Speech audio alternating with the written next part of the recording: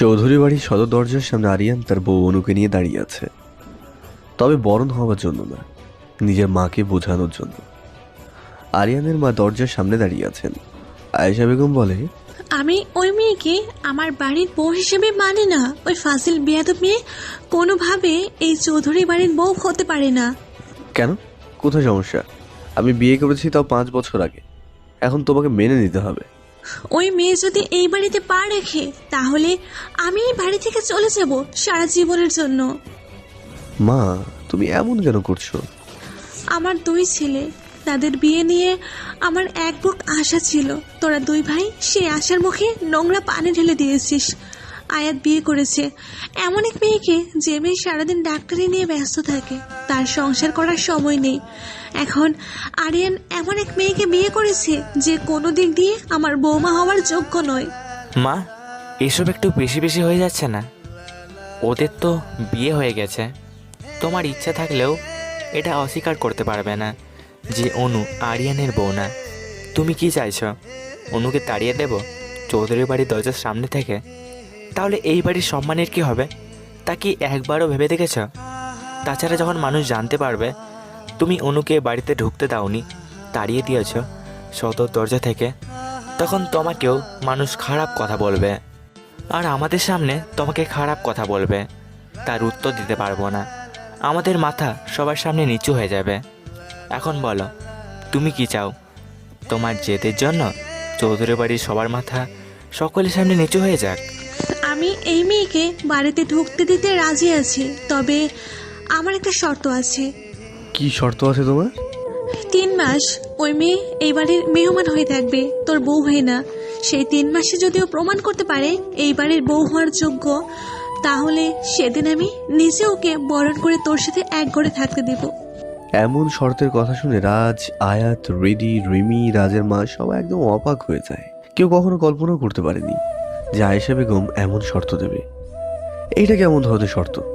3 মাস পরে যদি মনে না হয় তখন কি অনুকে তাড়িয়ে দিবা?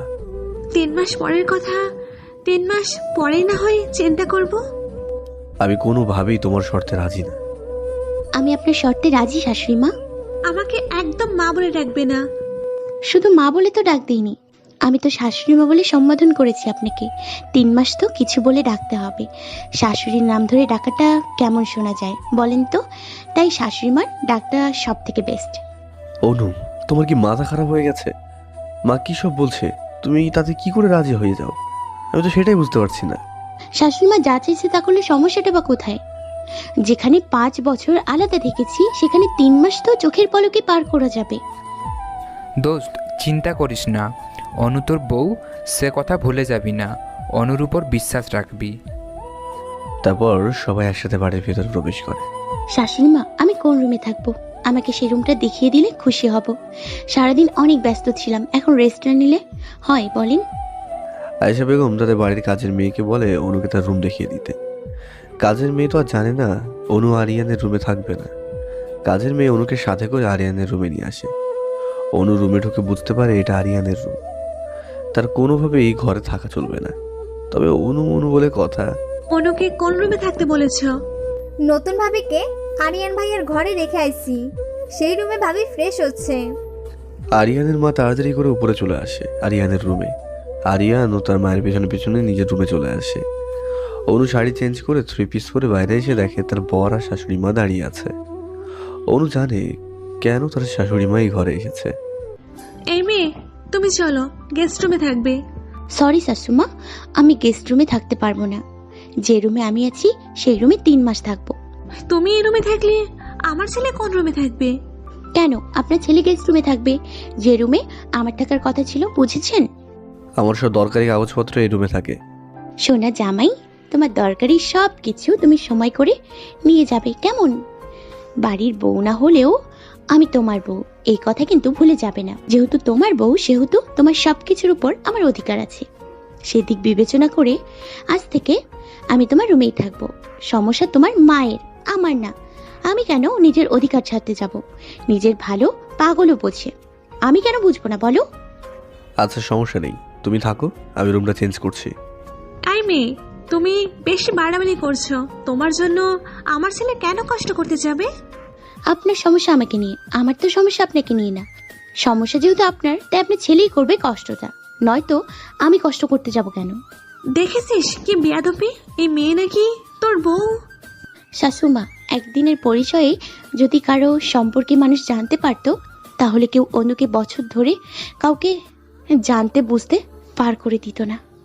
থাক মা, অনেক রাত হয়েছে, তুমি অনুকে এই রুমে থাকতে দাও, আমি গেস্ট রুমে যাচ্ছি। এই রাতের বেলা ঝামেলা ভালো লাগছে না আমার। আরিয়ান সোজা গেস্ট রুমে চলে যায়। এদিকে আয়েশা বেগম রাজের মায়ের সাথে গল্প করতে থাকে ড্রয়িং রুমে বসে। ভাবি, তুমি ওই মেয়েকে আরিয়ানের বউ হিসেবে মেনে নেবে 3 মাস পরে? আমাকে কি এত বোকা ভেবেছ যে এই মেয়েকে বাড়ির বউ হিসেবে মেনে নেব? তাহলে কি করবেন ভাবি? কাল সকাল হোক না কেন, দেখো ওই মেয়েকে কিভাবে হেনস্থা করি। প্রতিদিন এমন ব্যবহার করব যাতে করে ওই মেয়ে নিজে এই বাড়ি থেকে চলে যায়। তাতে এমন হবে সাপও মরবে, লাঠিও ভাঙবে না। কেন ভাবি? আরে ওই মেয়ে নিজে নিজে বাড়ি ছেড়ে চলে গেলে আমাকে তো কেউ কিছু বলবে না, এটাই আমার উদ্দেশ্য। দেখো না, কাল সকাল থেকে ওই অনুকে হাল বেহাল করি। এই না হলে আমার এত স্বাদের ভাবি আপনি। দেখা যাক না এবার কে জিতবে, শাশুমা না তার বৌমা। পরের দিন সকালে চৌধুরী বাড়ির কারো ঘুম ভাঙার আগে অনু ঘুম থেকে উঠে নামাজ পড়ে সবার জন্য নাস্তা রেডি করে ডাইনিং টেবিলে বসে থাকে। আয়েশা বেগম ফ্রেশ হয়ে রান্নাঘরের দিকে আসছিল। আসসালামু আলাইকুম শাশুমা। এমন আচমকা অনুর সালাম শুনে আয়েশা বেগম চমকে ওঠে, কারণ এত সকালে সে এই বাড়ির কাউকে কখনোই উঠতে দেখেনি। তারপর আয়েশা বেগম ডাইনিং রুমের ভেতরে প্রবেশ করে তার তো একদমই আকাশ থেকে পড়ার মতো অবস্থা হয়ে যায়। এই মেয়ে তাহলে কোন কাক ভরাটাকে উঠেছে, আল্লাহই ভালো জানে। পুরো ডাইনিং টেবিল সকালের নানান রকম আইটেম দিয়ে সাজিয়ে রাখা।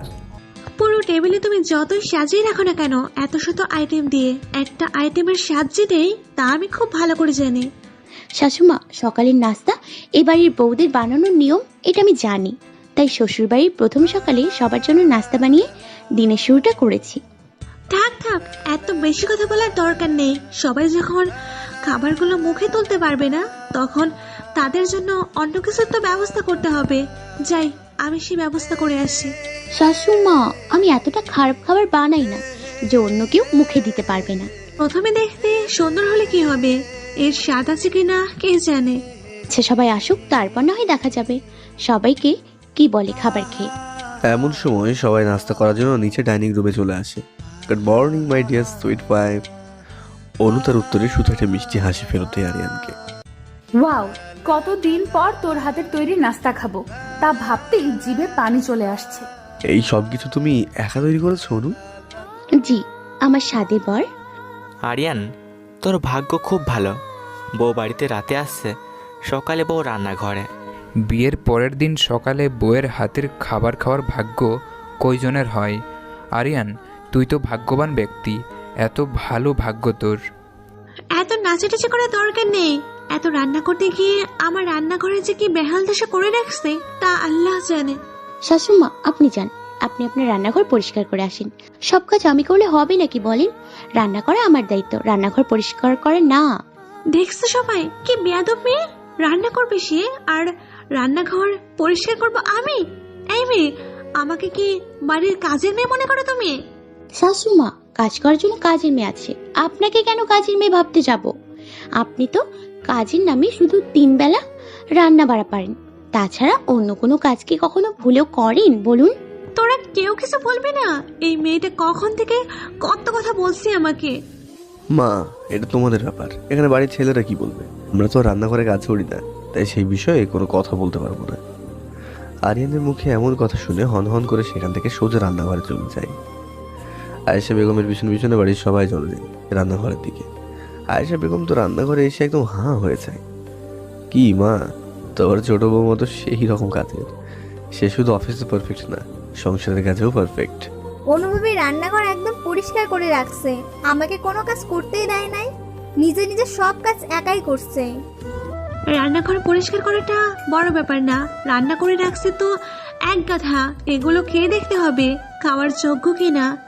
এরপর সবাই আবার ডাইনিং রুমে ফিরে আসে। সবাই যার যার মতো খাবার খেতে শুরু করে দেয়। খাবার খাওয়ার সময় সবাই অনুর রান্নার অনেক প্রশংসা করে। আয়েশা বেগম তো অনুর এত প্রশংসা শুনে তেলে বেগুনে জ্বলতে থাকে। ভাবি, যাই বলেন, বৌমা কিন্তু সত্যি কাজের অনেক, এটা মানতেই হবে। রান্না বান্না করতে পারলে সব হয় না। এদিকে বিকেলবেলা চৌধুরী বাড়িতে মেহমান এসেছেন। তাদের দেখে আয়েশা বেগম এত খুশি তা ভাষায় প্রকাশ করা যাবে না। আয়েশা বেগম তার ভাবি রিনা বেগমকে জড়িয়ে ধরে। ভাবি, তোমাদের এতদিন পর তাহলে এই ননদের কথা বুঝি মনে পড়েছে? আরে কি যে বলো না তুমি, তোমার কথা তো আমাদের সব সময় মনে পড়ে, তবে সমস্যার সময়ের জন্য আসা হয় না।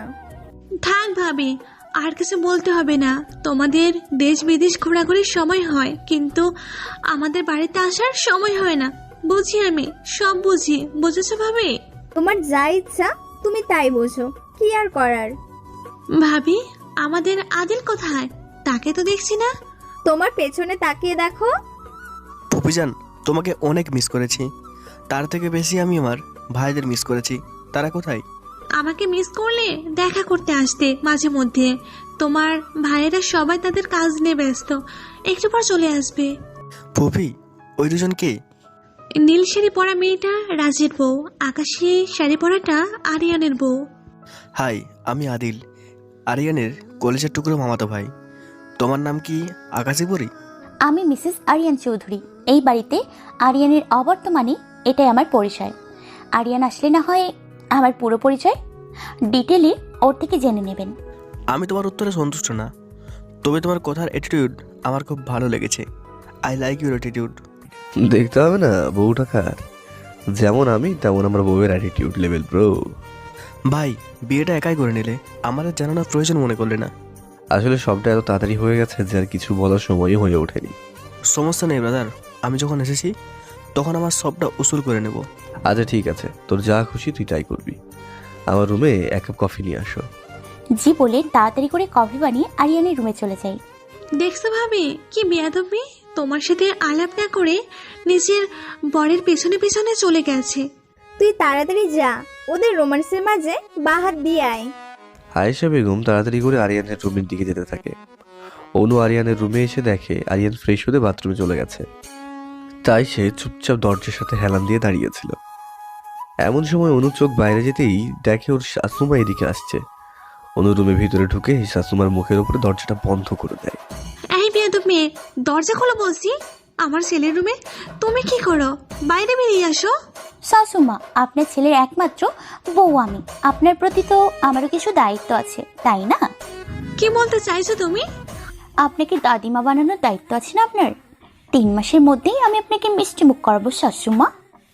আরিয়ানের মা এই কথা শুনে তাড়াতাড়ি রাজের মা আর রিনা বেগমকে ডাকতে চায়।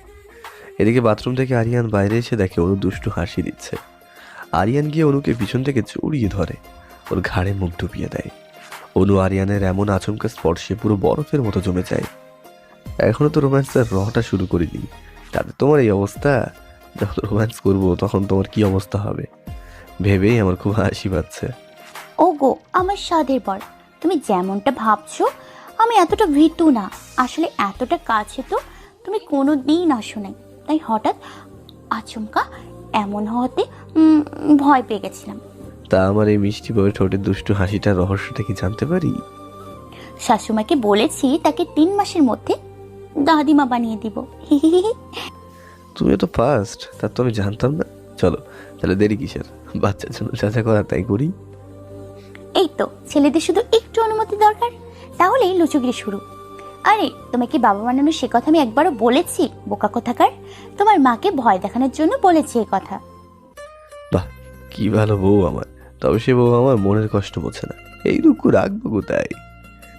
আপাতত এই ঠান্ডা কফির মগেই রাখো। এই তুমি পাগল হয়ে গেলে নাকি? এত ঠান্ডা পানি হয়ে যাওয়া কফি কি খাওয়া সম্ভব? কেন সম্ভব না? সামনে এত হট বউ দাঁড়িয়ে আছে, তাকে দেখে ঠান্ডা কফিকে গরম ভেবে খেয়ে নাও। যেমন তুমি তেমন তোমার শিয়াল মামা মার্কা বুদ্ধি। আমার বুদ্ধি যেমনই হোক, তাতে তোমার কি? আমারই তো সবকিছু, বউটা যে আমার। আচ্ছা থাক, এত বউ বউ করতে হবে না। আমি রান্নাঘরে গিয়ে তোমার জন্য আবারও কফি বানিয়ে ফুলের হাতে পাঠিয়ে দিচ্ছি। অনু চলে যেতে লাগে, তার আগে আরিয়ান অনুর হাত ধরে রাখে। অনু আরিয়ানের দিকে তাকিয়ে দেখে আরিয়ান ওই ঠান্ডা কফির মগে চুমুক দিয়ে সেই কফির মজা নিয়ে খাচ্ছে। বউয়ের হাতে বানানো খাবার কি কখনো খারাপ হতে পারে? এটা একদম ঠান্ডা পানি হয়ে যায়নি, তুমি আবার বানাবে। আর সেই সময় পর্যন্ত তুমি আমার চোখের সামনে থাকো। আবার চোখের তৃষ্ণা মিটে যাবে তোমাকে দেখার। অনু একটু লজ্জা পেল, আর সে লজ্জা পেয়ে মাথাটা নিচু করে দিল। এমন সময় আরিয়ান এসে টুক করে অনুর কপালে একটা চুমা দিয়ে দেয়। অনু সোজা গিয়ে আরিয়ানের 2 গালে 2টা চুমা দিয়ে দেয়। তারপর দরজা খুলে সামনে তাকিয়ে দেখে অনু আরিয়ান দুজনে একসাথে অবাকে শীর্ষে উঠে গেছে। অনু আরিয়ানের মুখের দিকে তাকিয়ে থাকে। আরিয়ান অনুর দিকে তাকিয়ে আবারও বাইরে দেখে। আমি কোনোদিনও ভাবতে পারিনি আমার বাড়ির মহিলারা আমার ফালতু কাজ করবে। আপনার কেমন রুচির মানুষ তা আমি জানি না। নতুন বিবাহিত নবদম্পতির রুমের বাইরে আড়ি পাতা আপনাদের শোভা দেয় না। এখন ছেলে মেয়েদের বিয়ে দিয়েছেন, তাদেরকে এখন তাদের মতো পার্সোনাল জীবনটা নিজের মতো করে এনজয় করতে দিন। এভাবে ছেলে বউয়ের দরজার সামনে দাঁড়িয়ে থেকে ছেলে বউয়ের সম্মানের সাথে নিজের সম্মানও তো মাটির সাথে মিশিয়ে দিচ্ছেন। এই মেয়ে, বেশি বেয়াদবি করবে না। অনু আর কিছু না বলে সোজা নিচে রান্নাঘরের দিকে চলে যায়। আপনাদের খুব বার বেড়েছে। অনু যে কি জিনিস তা তোমরা হাড়ে হাড়ে বুঝবে। যাও নিচে যাও এবার। ওরা সবাই নিচে চলে যায়। এদিকে আরিয়ান ভাবতে থাকে, এইভাবে আর যাই হোক সুখে সংসার করা যায় না। এক্ষুনি সবকিছু থামিয়ে দেওয়া দরকার, বড় কোনো সমস্যার সৃষ্টি হওয়ার আগে। তার আগে আমাকে যা করার করতে হবে তা আমি খুব ভালো করে জানি। ভুলটা আমারই, জানতাম এমন সমস্যা হবে। তারপরও বাড়ির মহিলাদের ওপর ভরসা করা মোটেও আমার উচিত হয়নি। 3 মাথা যখন এক স্থানে হয় তখন শয়তান সেখানে উকি দেবেই, এইটাই নিয়ম হয়তো। এদিকে অনু রান্নাঘরে এসে মুরগির গোস্ত টুকরো করতে থাকে। যত রাগ ছিল সবটা গোস্তের ওপরে দিয়ে জোয়ার বয়ে যাচ্ছে। বুড়ি, এইবার একটু শান্ত হয়ে যা প্লিজ, নয়তো এই গোস্তগুলো কেউ খেতে পারবে না। একদম পেঁয়াজ কুচি হয়ে যাবে। বাড়ির বউ খারাপ হবে না ভালো হবে সবটা নির্ভর করে সেই বাড়ির পরিবেশের উপর। কিন্তু এই বাড়ির যে পরিবেশ তাতে আমার মনে হয় আমি তার ছেলের বউ না, তারা আমার ছেলের বউ, আমি তাদের শাশুড়ি। সব দায় আমার, তাদের সঠিক পথ আমাকেই দেখাতে হবে। এটা কোথাকার নিয়ম আমাকে বলবেন? দেখ অনু, ভুল মানুষ মাত্রই হয়, তবে ভুল থেকে মানুষকে শিক্ষা নেওয়া উচিত। এখন বাড়ির বড়রা সবাই ভুল করছে, তাদের ভুলগুলো অবশ্যই আমাদের ধরিয়ে দেওয়া উচিত। সব কাজ কঠোরভাবে সমাধান করা সম্ভব না, তেমন কোনো কাজ সহজে হয়ে যাবে এটারও কোনো মানে হয় না। মাঝে মধ্যে ভালোবাসা দিয়ে বুঝিয়ে তাদের ভুলগুলো ধরিয়ে দিতে হয়, যাতে কেউ মনে কষ্ট না পায়, আবার তারা নিজের ভুলটা বুঝতে পারে। তুমি কি বলতে চাইছো আমি তোমাদের সাথে যা ব্যবহার করছি তা ভুল? তারা কেমন ব্যবহার করছে তাদের বাড়ির নতুন বউয়ের সাথে তা তোমাদের চোখে পড়ে না? তাদের উচিত আমাকে শিখিয়ে পড়িয়ে নেয়া, আর তারা কিনা আমাকে তাদের প্রতিদ্বন্দ্বী ভাবতে শুরু করে দিয়েছে। উফ! আমি কিন্তু এইবারও তোকে ভুল বলি নাই। তুই তো এমন মেয়ে যে কিনা সবাইকে সোজা পথ দেখাতে পারে। তবে এটা ভুলে যাবি না, একটা পরিবারের পরিবর্তন কিন্তু আমরাই আনতে পারি, এই কাজ বাহিরের কেউ করতে পারবে না। নিজের বাড়ির মানুষদেরকে তো পরিবর্তন আমরাই করতে পারি, অন্য কেউ করবে না। তবে আমি এটাও ভালো করে জানি কিভাবে এদের সোজা পথে আনতে হবে। তোর উপর আমার বিশ্বাস আছে। বাহ, এখানে তো দেখছি 2 বোন মিলে যুক্তি পরামর্শ করা হচ্ছে। তা বাচ্চা, এত পরামর্শ করে কি আমাদের বাড়ি ছাড়া করবে নাকি? বাড়ি ছাড়া হবার ইচ্ছে থাকলে হতেই পারেন, আমরা তার এতে আর কি আছে। না মামি, আপনি ভুল বুঝছেন, আমরা এমন কোনো কথা বলছিলাম না। বৌমা, বড়দের মুখে মুখে একদম তর্ক করবে না, আমার এইসব একদম পছন্দ না। আজ শাশুড়ি হয়েছি, একদিন আমরা তোমাদের মতো বউ ছিলাম বাড়ির। থাক রিদি আপু, মার কাছে মাসির বাড়ির গল্প করে লাভ নেই। রিধি, তুমি অনু থেকে দূরে থাকবে। ওই মেয়ে তোমার বোন আগে ছিল, এখন সে তোমার যা হয় সে কথা ভুলে যাবে না। শ্বশুর বাড়িতে বোনের সম্পর্কের কোনো মূল্য থাকে না, এখানে সে তোমার যা, এটাই বড় কথা। মা, আপনি হয়তো ভুলে যাচ্ছেন এটা আমার শ্বশুর বাড়ি না, এটা আমার নানা শ্বশুরের বাড়ি। আমি তো বিয়ের পর নিজের শ্বশুরের বাড়িটা এখন পর্যন্ত চোখেই দেখি নাই, যেখানে নিজের শ্বশুর বাড়িতেই যতদিন না যাচ্ছি ততদিন অনুকে যা ভাবতে পারবো না। অনু আমার বোন ছিল, সে সারা জীবন বোন থাকবে। আজ রাজ বাড়িতে আসুক, ওর কাছে বিচার দেব। এই মেয়ে আমাকে আমার বাপের বাড়ি নিয়ে কথা শোনাচ্ছে। মা, কথা শোনায় নাই, এটা আপনার ভাইয়ের কষ্টের টাকায় তৈরি করা বাড়ি। সে বাড়িতে এসে আমরা সবাই দইয়ের উপরে মাছির মতো বসে আছি। তারা ইচ্ছে করলে আমাদের মাছি ভেবে যে কোনো সময় তাড়িয়ে দিতে পারে। তাই এই বাড়িতে আমরা মেহমান হয়ে 2 দিনের জন্য আসতে পারি, সারা জীবনের জন্য থেকে যেতে পারি না। আমার শ্বশুরের যদি ঘরের তৈরি ঘর থাকে তবুও সে ঘরটা হবে আমার সংসার। এখানে সংসার করাটা আমার কাছে চড়ুই পাখির বাসার মতো মনে হচ্ছে। হ্যাঁ রিদি আপু, বিয়ের পর বরের সব কিছু নিজের হয়, ঠিক তেমন বউয়ের সবটা বরের কাছে আপন হওয়া উচিত। এটা আমার শ্বশুরের বাড়ি। এই বাড়ির ওপর আমার আর রিমি আপুর যতটা অধিকার আছে ততটা অধিকার তোমার নেই, ঠিক আছে? তার মানে এই নয় যে ফুপু আর ভাইয়ের বাড়ি এসে থাকতে পারবে না। অবশ্যই ফুপুর বাড়ি যখন ইচ্ছা হবে তখনই সে এসে বেরিয়ে যাবে, তোমরাও যাবে। তাই বলে যদি কেউ তার বাবার বাড়িতে সংসার করা শুরু করে দেয় তাহলে সে বাড়িতে মেয়ের আদর কমে যায়, এমনকি সম্মান আর আগের মতো থাকে না। কোনো ননদ যদি তার ভাইয়ের সংসারে কর্তৃত্ব ফলাতে শুরু করে দেয় তাহলে একটা সময় সেই সংসারের পরিবেশ বিষাক্ত হয়ে যায়। মা, আজ যদি আপনি আপনার বাড়িতে থাকতেন তাহলে আমার থেকে বেশি খুশি আর কেউ হতো না। আমাদের তো ছোট পরিবার, আমি, মৌ, রাজ আর আপনি, আমরা চারজন মিলেমিশে তো খুব সুখে দিন কাটাতে পারি।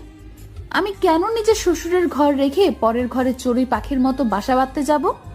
মা, ভাবি একটা কথাও ভুল বলে নাই। আমার বাবার কি বাড়ি নেই? আমাদের নিজের বাড়ি থাকতেও আমরা মামার বাড়িতে পড়ে আছি কেন বলতে পারো? শুধুমাত্র তোমার জেদের জন্য। আমরা মামার বাড়ি মাঝে মধ্যে বেড়াতে আসব, কত মজা করব, আমাদের কত আদর থাকবে। কিন্তু তোমার জন্য বাবা মারা যাবার পর থেকে এখানে আছি। কই একবারও কি তোমার নিজের সংসারের কথা মনে পড়ে না? সেই ঘরবাড়ির কোন অবস্থায় পড়ে আছে একবারও খোঁজ নিয়েছো? সে বাড়ির কোনো তোদের দেখছি কথা কেচির মতো চলছে। আমাকে বেশ ভালো জ্ঞান দিতে এসেছিস সকলে মিলে। তোমাকে কিছু বলাটাই বৃথা। আজারে তোমাকে কিছু কেন যে বলতে আসছিলাম আল্লাহ জানে। দেখছো আয়েশা, বাড়িতে দুদিন এই মেয়েগুলো আসতে না আসতে সংসার নিয়ে টানাটানি শুরু করে দিয়েছে। দুদিন পর দেখা যাবে এরা সম্পত্তির জন্য 3 ভাইয়ের মাঝে ঝগড়া বাঁধিয়ে দেবে। এই 3 বোন দেখছি খুবই বিপজ্জনক। এদের থেকে তোমরা আর ছেলেরা দূরে থাকো, বুঝলে? সম্পর্কে তো মামি শাশুড়ি হন আপনি। আপনি ননদের বাড়িতে বেড়াতে এসেছেন, এখানে বেড়াতে এসে অন্যের সংসারে এসে নাক গলাটা উচিত হচ্ছে আপনার? বলুন, আমাদের ব্যক্তিগত ব্যাপার, এটা নিজেদের মধ্যে বুঝে নিতে দিন। এই মেয়ে, ভুলে যাবে না এটা আমার ননদের সংসার। ভুলে যাবেন না, আমি এই বাড়ির বউ। সংসারটা যেমন আপনার ননদের, এখন থেকে ঠিক সেই পরিমাণ অধিকার সহ এটা এখন থেকে আমাদের সংসার, ঠিক আছে? তাই আমাদের সংসারে প্লিজ নাক না গলালে খুশি হব। আয়েশা, কিছু বলবি না? তোর ছেলের বউ আমাকে কত কথা শোনাচ্ছে, দেখছিস? বেয়াদব মেয়ে, তুমি কোন সাহসে আমার ভাইয়ের বউকে অপমান করছো? আপনি যদি নিজের ছেলের বউকে সবার সামনে অপমান করতে পারেন তাহলে আমাকে তো নিজের সম্মান বাঁচাতে আওয়াজ তুলতেই হবে, তাই না শাশুমা? মা, আপনি যদি আজ মেহমান হয়ে যদি এই বাড়িতে আসতেন তাহলে আমাদের বাসার জন্য ওদের এত সমস্যা হতো না। মেহমান যদি বাড়ির মানুষ হতে চেষ্টা করে তাহলে সেই বাড়ির পরিবেশ দূষিত হয়ে যায়। আজ এই বাড়ির অবস্থা দেখে আমাদের তাই মনে হচ্ছে। অনু কোনো কিছু না বলে সোজা বাড়ি থেকে বেরিয়ে চলে যায়। মামিমা আপনার ছোট ছেলের বউ এই রাতের বেলা বাড়ি ছেড়ে চলে গেছে, তাকে আটকানো উচিত ছিল আপনার। আমরা এই বাড়িতে মাত্র 2 দিনের অতিথি। অনু আর রিমি সারা জীবন থাকবে এই বাড়িতে, এই কথাটা ভুলে যাবেন না। আমাদের থেকে কাছের মানুষ কিন্তু ওরা আপনার। আমরা আপনাদের সুখের সময় আসব আর ওরা আপনাদের দুঃখের সময় সব সময় পাশে থাকবে। তাদের বাড়ির বউ না ভেবে একবার মেয়ে ভেবে দেখবেন প্লিজ। চলো ভাবি, আমরা রুমে যাই। আজ ভাইয়ারা বাড়িতে আসলে তাদের সব কিছুর বিচার করতে বলবো। এদিকে 4 ভাই বাইরে আড্ডা দিয়ে বেশ রাত করে বাড়িতে ফিরে আসে, কিন্তু বাড়িতে এসে দেখে বাড়ির পরিবেশটা একদম ঠান্ডা। এতটা ঠান্ডা পরিবেশ ওদের কারো সহজে হজম হচ্ছে না। কোথাও তো কিছু না কিছু গন্ডগোল নিশ্চয়ই আছেই। এদিকে 4 ভাই বাইরে আড্ডা দিয়ে বেশ রাত করে বাড়িতে ফিরে আসে, কিন্তু বাড়িতে এসে দেখে বাড়ির পরিবেশটা একদমই ঠান্ডা। এতটা ঠান্ডা পরিবেশ ওদের কারো সহজে হজম হচ্ছিল না। আচ্ছা, এইটা আমাদের বাড়ি তো, নাকি ভুল করে অন্য কারো বাড়িতে চলে আসছি? এটা তো আমাদের বাড়ি, তবে পরিবেশটা বদলে গেছে কিভাবে তাই বুঝতে পারছি না। আরে তোমরা এমন ভাব করছো কেন? বাড়ির পরিবেশ বদলে গেছে, তাতে সবার খুশি হওয়া দরকার। সবাই খুশি না হয়ে অযথা টেনশন করছো। না আদিল, তুমি বুঝবে না। এই বাড়ির শান্ত পরিবেশ কোনো না কোনো বড় ঝড়ের দিকে ইশারা করছে, তা আমরা খুব ভালো করে বুঝতে পারছি। অনুভাবী বাড়ি ছেড়ে চলে গেছে। হোয়াট? এসব কি ফালতু কথা বলছো? তোমার মাথা ঠিক আছে তো? এই তুই জানিস কার কথা বলছিস?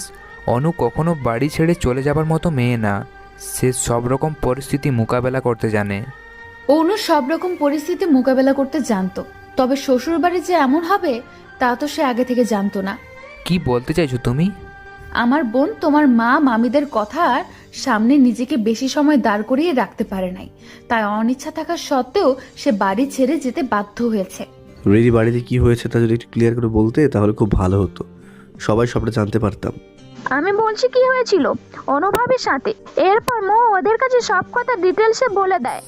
মোবের মুখে সব কথা শোনার পর আরিয়ানের তো রাগে পুরো শরীর চলে যাচ্ছিল, কিন্তু আজ আছে নিজের রাগকে কন্ট্রোল করতে পারে না। রাগের বসে আরিয়ান বাড়ির ড্রয়িং রুমে সব দামি দামি কাজের শোপিস সহ ফুলদানি সব ভেঙে সব কিছু এলোমেলো করে দেয়। আয়াত কি আরিয়ানকে থামাতে চেষ্টা করে, কিন্তু পারে না। তা দেখে রাজ, আদিল তিনজন মিলে আরিয়ানকে ধরে রাখে। এইরকম শব্দে রিনা বেগম, আয়েশা বেগম, রাজের মা সবাই নিচে ড্রয়িং রুমে চলে আসে। আয়েশা বেগম এসে দেখে আরিয়ানের দুই চোখ রক্তের মতো লাল হয়ে আছে, নাক মুখ পুরোটা লাল হয়ে আছে। অতিরিক্ত রাগের জন্য কপালের পাশে রগগুলো ফুলে আছে। আর সব থেকে বড় ব্যাপার হলো ওর মা ছেলের হাতের দিকে তাকিয়ে দেখে ওর হাত কেটে রক্ত ঝরে পড়ছে। ছেলের হাতে রক্ত দেখে আয়েশা বেগম তাড়াতাড়ি আরিয়ানের কাছে গিয়ে হাতটা ধরে। তখন আরিয়ান নিজের হাত এক ঝটকানি দিয়ে মায়ের হাত থেকে সরিয়ে নেয়। আয়াত ভাই, মাকে বলো এখান থেকে চলে যেতে, আমার তার চেহারা দেখতে ঘৃণা লাগছে। এরা সবাই মেয়ে হয়ে আরেকটা মেয়ের সাথে যে ব্যবহারটা করে তা ভাবতেও কাটা আমার ঘিন ঘিন করছে। দেখেছো আয়েশা, তোমার ছেলেটাই বইয়ের জন্য আমাকে কত খারাপ কথা শোনাচ্ছে। আয়াত, আরিয়ানের হাতে ব্যান্ডেজ করে দাও তাড়াতাড়ি। তুমি দেখতে পাচ্ছ না তোমার ভাইয়ের হাত দিয়ে কিভাবে রক্ত ঝরে পড়ছে? তুমি না আমাদের মা, তাহলে তোমার ছেলের হাতের বাইরে ঝরে যাওয়া রক্ত দেখলে শুধু একবারও কি দেখেছ মা তোমার ছেলের হৃদয়ের মাঝে কি পরিমাণ রক্তক্ষরণ হচ্ছে? না, তুমি তো দেখতে পাবে কি করে? তোমার চোখে তো শাশুড়ি হবার চশমা দিয়ে রেখেছ। তুমি যে আমাদের মা সে কথাটা বলে বসে আছো। থাকো মা, তুমি শাশুড়ি মার অ্যাটিটিউড নিয়ে। আমরা চলে যাচ্ছি তোমার চোখের সামনে থেকে। আরিয়ানের মা কিছু বলবে তার আগে আয়াত আরিয়ানের হাত ধরে বাড়ির বাইরে বাগানে নিয়ে চলে আসে। আরিয়ানদের পিছন পিছনে আদিল, রাজ, টুইটি, মো চলে যায়। আয়েশা বেগম ড্রয়িং রুমের ভিতরে দাঁড়িয়ে থাকে পাথরের মতো। তুমি আমার বউ, কথা ভাবতে আমার রুচিতে লাগছে। আমার বউ তার নিজের সন্তানের সাথে এরকম খারাপ ব্যবহার করতে পারে না, আমি কখনো কল্পনাতেও ভাবতে পারি নাই। আয়েশা বেগম কিছু বলবে তার আগে আরিয়ানের বাবা চলে যায়। ওরে, ওরা 2 দিন রাগ করে থাকবে, তারপর তোমার সবকিছু তোমারই হবে। আয়েশা বেগম আর কিছু বলে না, চুপচাপ হয়ে যায়। এদিকে আয়াত মৌকে ফার্স্ট এইড বক্স আনতে বলে। মৌ বাড়ির ভিতরে দৌড়ে গিয়ে তাড়াতাড়ি করে ফার্স্ট এইড বক্স টেনে আয়াতের হাতে ধরিয়ে দেয়। আয়াত পরম যত্নে ভাইয়ের হাতে ড্রেসিং করে ব্যান্ডেজটা করে দেয়। মা আজ এই কাজ কিভাবে করতে পারছে? আমার ভাবতেও কেমন যেন অবাক লাগছে। সে আমার মা, এত শিক্ষিত হয়ে এমন কাজ করে কি করে? শিক্ষিত হলে কি সত্যি মানুষের মতো মানুষ হওয়া যায়? সবাই একদম চুপ করে আছে, কারো মুখে কোনো কথা নেই। আসলে এমন পরিবেশ পরিস্থিতি তো কি বলা যায়, তাই ওদের কারো জানা নেই। আমি কোন মুখে আবির ভাইয়ের সামনে যাব? অনুকে বাড়ি থেকে ফিরিয়ে আনতে? তা কোনো প্রশ্নের উত্তর যে আমার জানা নেই। ভাইয়া, আপনি চিন্তা করবেন না, রিমি আপু আছে অনুর সাথে, তাই সবটা ম্যানেজ করে নেবে। তবে এই বাড়ির পরিবেশটা ঠিক করেন, তাহলে হবে। আমি জানি আমার এই বাড়ির পরিবেশটা ঠিক কিভাবে ঠিক করতে হবে। তুই কি করবি আরিয়ান? যা করার তাই করবো ব্রাদার। তাই বলে সোজা গ্যারেজ থেকে নিজের গাড়ি নিয়ে বাইরে চলে যায়। আল্লাহ জানে এই আরিয়ান আবার কোন বিপদ নিয়ে আসবে সবার জন্য। কোনো বিপদ যদি ভালো কাজে লাগে তাহলে বিপদ ভালো, তাই নয় কি? এদিকে পরের দিন সকালে আরিয়ান অনুর ভিলাতে ফিরে আসে, তবে একা নয়, তার সাথে আরেকজন ফিরে আসে এই বাড়িতে, যাকে দেখে আয়েশা বেগমের হাত থেকে পানির গ্লাসটা পড়ে ভেঙে টুকরো টুকরো হয়ে যায়। রাজের মার গলা দিয়ে কোনো আওয়াজ বের হচ্ছিল না। কি হলো মা, তোমার মুখের ভাষা কোথায় হারিয়ে ফেলছো? গলা শুকিয়ে আসছে বুঝি? দাঁড়াও, এই নাও পানি পান করো, তারপর না হয় কর্কশ কণ্ঠে তোমার ভাবিকে কুবুদ্ধি দিবা। রাজের মা রাজের দিকে রাগী দৃষ্টিতে তাকিয়ে থাকে। মা, ওভাবে তাকিয়ে থেকে লাভ নেই, তোমাদের দিন শেষ, এখন থেকে ওনার দিন শুরু। এদিকে আরিয়ানের সাথে আসা মানুষ আয়েশা বেগমের সামনে দাঁড়িয়ে অগ্নি দৃষ্টিতে তাকিয়ে থাকে। তা দেখে আয়েশা বেগম তার দৃষ্টির নিচে মেঝেতে নামিয়ে নেয়। আমি কয়েক বছর এই বাড়িতে নেই, তাতে দেখছি আমার বাড়িটাকে এরা শয়তানের বাসভবন বানিয়ে ছেড়ে দিয়েছে। আমি দূরে থাকি বলে কি এই বাড়ি সম্পর্কে কোনো খোঁজ খবর রাখি না ভেবেছিলে সবাই? আমি প্রতিদিনের খবর পাই এই বাড়ির, কে কার সাথে কেমন ব্যবহার করে, কে কেমন রূপ বদলেছে, সবটা খবর রাখার মানুষ আমি। আয়েশা, তোমার দেখছি জ্ঞান বুদ্ধি সব লোপ পেয়েছে। আবার এই বেয়াদব মেয়ের কুবুদ্ধি মতো চলতে শুরু করে দিয়েছো তুমি এ বাড়ির বউকে দজ্জাল শাশুড়ির ভূমিকা পালন করে শ্বশুর বাড়ি ছাড়া করেছো। আমি তোমাকে বাড়ি ছাড়া করতে পারবো না, কিন্তু তোমাকে দজ্জাল শাশুড়ির পজিশন থেকে সরিয়ে দম নিব, নয়তো আমার নাম রাহেলা চৌধুরী না, বুঝলে বৌমা? বাপেরও বাপ থাকে, আর আমি তোমার শাশুড়ি। তুমি হয়তো সেই কথা ভুলে গেছো। শাশুড়িরও যে শাশুড়ি থাকে তা কি তোমার মনে ছিল না? আমি কি মরে গেছি যে তুমি আমার কথা ভুলে গেছো? আমার নাত বউদের সাথে খারাপ ব্যবহার করো, এত সাহস কে দিয়েছে তোমাকে? না মা, ওই মেয়েটা ভালো না, খুব বেয়াদব মেয়ে। তুমি একদম চুপ। কে বেয়াদব তা তো দেখাই যাচ্ছে। তুমি তো এই বাড়ির বউ হয়ে এসেছিলে, আমার তো তোমাকে পছন্দও ছিল না। আমি কি তোমার সাথে খারাপ ব্যবহার করেছিলাম সেদিন? আমি যদি তোমার মতো খারাপ ব্যবহার করতাম তাহলে কি তুমি এই বাড়িতে এত বছর সংসার করতে পারতে? মা, তুমি না জেনে বেশি বেশি করছো। তুই একদম চুপ থাক কুটনি বুড়ি। জানি আয়েশার মগজ খালি করে সেখানে শয়তানি বুদ্ধি চাষ তুই করেছিস, নয়তো ওর এত বড় কলিজা ছিল না এত সব উল্টো পাল্টা কাজ করার। মা, এভাবে সবার সামনে বলতে পারছো আমাকে? তুই চুপ থাক কুটনি বুড়ি। সবার সামনে তোমরা কাজ করতে পারো আর আমি বলতে পারবো না? রাজের মা মাথা নিচু করে রাখে। তা বৌমা, তুমি যে মেয়েকে বৌমা হিসেবে মানো না, তাকে কোন অধিকারে থাপ্পড় দিয়েছিলে জানতে পারি? যার উপর কোনো অধিকার তোমার নেই তাকে থাপ্পড় কেন দিলে জবাব দাও, নয়তো তাকে এক্ষুনি আমার সামনে হাজির করবে। তোমাদের বিচার আমি করব। মা, আমি ওই মেয়েকে খুঁজতে যাব? খুঁজতে যাবে কি চাষ করতে যাবে তা তো আমি জানি না। তোমাদের সময় দিলাম, আজ বিকাল বেলার মধ্যে আমার নাত বউ বাড়িতে থাকবে। তাকে কোথায় পাবে তা তোমরা জানো, আমি না। আর আমার কথার অবাধ্য হলে কি করতে পারি তা তোমরা ভালো করেই জানো। এরপর আরিয়ান তার দাদিমাকে সাথে করে তার রুমে নিয়ে যায়। এদিকে অনু মিষ্টিকে নিয়ে বেশ আরামে আছে তাদের বাপের বাড়িতে। আহা হা, তাদের মেয়ে যে রাতে জামাই ছাড়া একা বাড়িতে চলে এসেছে, এদিকে তাদের কোনো ভূক্ষেপ। মিষ্টি তো ফুফু মরিকে পেয়ে খুব মজাতেই আছে। কতদিন সে ফুফির কোলে চড়ে ঘোরাঘুরি করে না, আজ সে সব ডৌসুল করে নেবে। তাই সকালে মিষ্টিকে নিয়ে সারাদিনের প্ল্যানিং করে বাড়ি থেকে বেরিয়ে পড়ে। এই রাজের মা, এখন কি করব? মা যে রাগে যা বলেছে তার কথা মতো কাজটা করলে সে তো আমাদের আস্থা চিবিয়ে খাবে। জি ভাবি, আমিও সেই একই কথা ভাবছি। এই, তোমরা তোমাদের মাকে এত ভয় পাও কেন? সে কি বাঘ না ভাল্লুক? আমার মা বাঘের থেকে কোনো দিক দিয়ে কম না, বুঝলেন? তাই তার সম্পর্কে না জেনে শুনে কথা কম বলাই ভালো।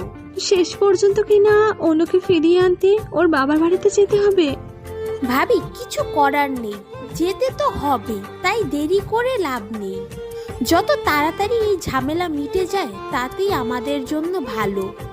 কি আর করার, ননদ ভাবে মিলে বাড়ির বউকে ফিরিয়ে আনার জন্য অনুদের বাড়ির উদ্দেশ্যে রওনা দিল।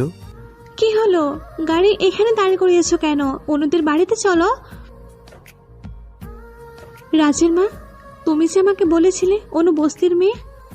আরে ভাবি, আমি কি জানতাম ওর বাবা বাড়ি এত সুন্দর? আমি তো ওই মেয়ের কথাবার্তা শুনে আন্দাজ করেছিলাম। তোমার আন্দাজের কথা আমাকে কে বলতে বলেছিল? তুমি তো ফেজাল পাকিয়ে দিয়েছো এখানে। এখন তো মনে হচ্ছে আমার কথাই ঠিক, তুমি একটা কুটনি বুড়ি। ভাবি, তুমিও মায়ের বলা কথাগুলো বলে আমাকে কষ্ট দিচ্ছ কিন্তু। থাক, জোতা মেরে আর গরুদান করতে হবে না। এবার বাড়ির ভেতরে গিয়ে দেখি সেখানে কি অবস্থা। রাজের মা এবং আয়েশা বেগম অনুদের বাড়ির ভেতরে প্রবেশ করতে রিমা তাদের সামনে পেয়ে ছুটে তাদের সামনে এসে সালাম দিয়ে তাদের ড্রয়িং রুমে বসার ব্যবস্থা করে দেয় এবং সে তার শাশুড়ি মা এবং শ্বশুর আব্বাকে ডেকে তাদের সামনে নিয়ে আসে। আপনারা ভালো আছেন বেয়ান? আসলে আমরা এই রাস্তা দিয়ে যাচ্ছিলাম, তাই ভাবলাম অনু যখন এ বাড়িতে আছে তখন তাকে সাথে করে নিয়ে যায়। বিয়ান সাহেবা, আপনি ওই যে কি বলেন না, অনু আপনার মেয়ে। এখন তাকে নিতে যখন ইচ্ছে এ বাড়িতে আসবেন, সে কথা আমাদের বলতে হবে না। আমাদের বাড়িটাও তো এখন থেকে আপনাদের বাড়ি, তাই না বলেন? জি আপা, অনু তো এখন থেকে আমাদের মেয়ে। তবে কি জানেন, মেয়েটা বড্ড বেশি দুষ্ট। সে সমাজ পরিবার পরোয়া করে না। আসলে আমার মেয়েটার খুব আত্মসম্মান বেশি, সাথে সে কোনো অন্যায় সহ্য করতে পারে না। সে ভাবে আমরা সবাই যদি নিজেদের মতামত বদলে ফেলি তাহলে নাকি পুরো পৃথিবী খুব সুন্দর হবে, না থাকবে ঝগড়াঝাটি, না থাকবে হিংসা, গোলযোগ ইত্যাদি। তবে আমার বোকা মেয়েটা এসব বোঝে না যে সবাই ওর মতো করে ভাবতে পারে না। কেউ হয়তো ওর কথাগুলো বুঝতে চেষ্টা করবে না, ওকে উল্টা ভুল ভাবতে পারে। আমরা অনুকে বদলানোর অনেক চেষ্টা করেছি, এমনকি তাকে 2 বছর নিজের থেকে দূরে রেখেছি। তবুও আমার মেয়েটা চিন্তা ভাবনার মাঝে কোনো পরিবর্তন করতে পারি নাই। মাঝে মাঝে তো আমাদের ওকে নিয়ে খুব ভয় করত। না জানি এই সবের জন্য কোনো বড় বিপদে না পড়ে কোনো দিন। আপনাদের মতো পরিবারে আমার মেয়ে গিয়েছিল বলে আপনারা ওকে বুঝতে পারছেন, নয়তো আল্লাহ জানে আমার মেয়ের ভাগ্যে কেমন পরিবার জুটত, তারা কেমনভাবে মেনে নিত তা আল্লাহই জানে। আয়েশা বেগম এসব কথা শুনে খুব লজ্জা পেয়ে যায়। আসলে সে তো অনুর সাথে কোনো ভালো ব্যবহার করেনি। তার বাড়ির মানুষ তাদের সম্পর্কে যা ভাবছে, তারা কি সত্যি ততটা ভালো ব্যবহার করেছে অনুর সাথে? কোন দিক দিয়ে তো তারা অনুর সাথে কোনো দিক দিয়েই তো তারা অনুর সাথে ভালো ব্যবহার করেনি, তারপরও এত সম্মান দিচ্ছে তাদের। কেমন বাবা, মেয়ের কুকীর্তির আবার গুণগান করছেন আমাদের কাছে? তুমি তোমার মুখটা বন্ধ করো। অনুমা কোথায়? তাকে তো দেখতে পাচ্ছি না কোথাও। এমন সময় রিমি সেখানে এসে বিষম খায়। তার শাশুড়ির মুখে অনুমা ডাকটা শুনে। আন্টি, অনু তো বাড়িতে নেই। মিষ্টিকে সাথে করে সে ঘুরতে বেরিয়ে গেছে, কখন আসবে তাও বলে যায়নি। এমনকি সে ভুল করে তার মোবাইল ফোনটাও বাড়িতে রেখে গেছে। এখন যদি অনুকে ছাড়া বাড়িতে ফিরে যাই, তাহলে আমার শাশুড়ি মা আমাকে বাড়িতে ঢুকতে দেবে না। আজ আর মনে হয় আপনাদের অনুর সাথে দেখা হবে না। তাতে কি হয়েছে, আমরা সবাই গল্পগুজব করি, কি বলেন? আমি যখন এসেছি তখন তো অনুমাকে সাথে করে নিয়ে যাব। তাকে সাথে না নিয়ে আমি বাড়িতে যাচ্ছি না। অনুর শাশুড়ির মুখে এমন কথা শুনে তারা বিপদে পড়ে যায়। আরে বৌমা, আজ তো অনু গাড়ি নিয়ে বাইরে গেছে, তাহলে ড্রাইভারকে কল দাও, ওদের সাথে নিয়ে চলে আসবে। তাই তো মা, আমি তো সেই কথা ভুলে গেছি। তোমরা অপেক্ষা করো, আমি কাকুকে কল দিয়ে তাড়াতাড়ি বাড়িতে ফিরে আসতে বলছি। রিমা কল করে ওদের তাড়াতাড়ি বাড়িতে ফিরে আসতে বলে। তার কিছু সময় পর অনু মিষ্টিকে কোলে করে বাড়ির ভিতরে প্রবেশ করে। অনু তাদের ড্রয়িং রুমের দিকে তাকিয়ে অবাক হয়ে যায়। এখানে এনারা নাকি আমি স্বপ্ন দেখছি। এটা কল্পনা নয়, এটাই সত্যি। তারা দুজন অনেক সময় ধরে তোমার জন্য অপেক্ষা করছে, তোমাকে বাড়িতে ফিরিয়ে নিয়ে যেতে এসেছে। আচ্ছা সমস্যা নেই, আমিও ফিরে যেতে চাই। ও বাড়িতে আমার ক্রাশ পর্যা আছে, তাকে আমি অনেক ভাগ্য করে পেয়েছি।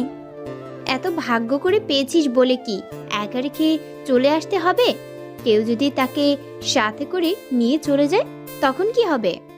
যদি কেউ আমার ক্রাশ পরের দিকে কুনজর দেয় বা তার সাথে লাইন মারার চেষ্টা করে, তাহলে সেই শাকচুন্নির কলিজা কেটে টুকরো টুকরো করে বেশি করে কাঁচা মরিচ দিয়ে ভালো করে রান্না করে রাস্তার পাশের কুকুরদের খাওয়াই দিব। থাক থাক, এত যত্ন করে রান্না করতে হবে না। এখানে দাঁড়িয়ে মনে সুখে গল্প করতে হবে না। চলেন, শাশুমার সাথে সাক্ষাৎ করে আসবেন আগে।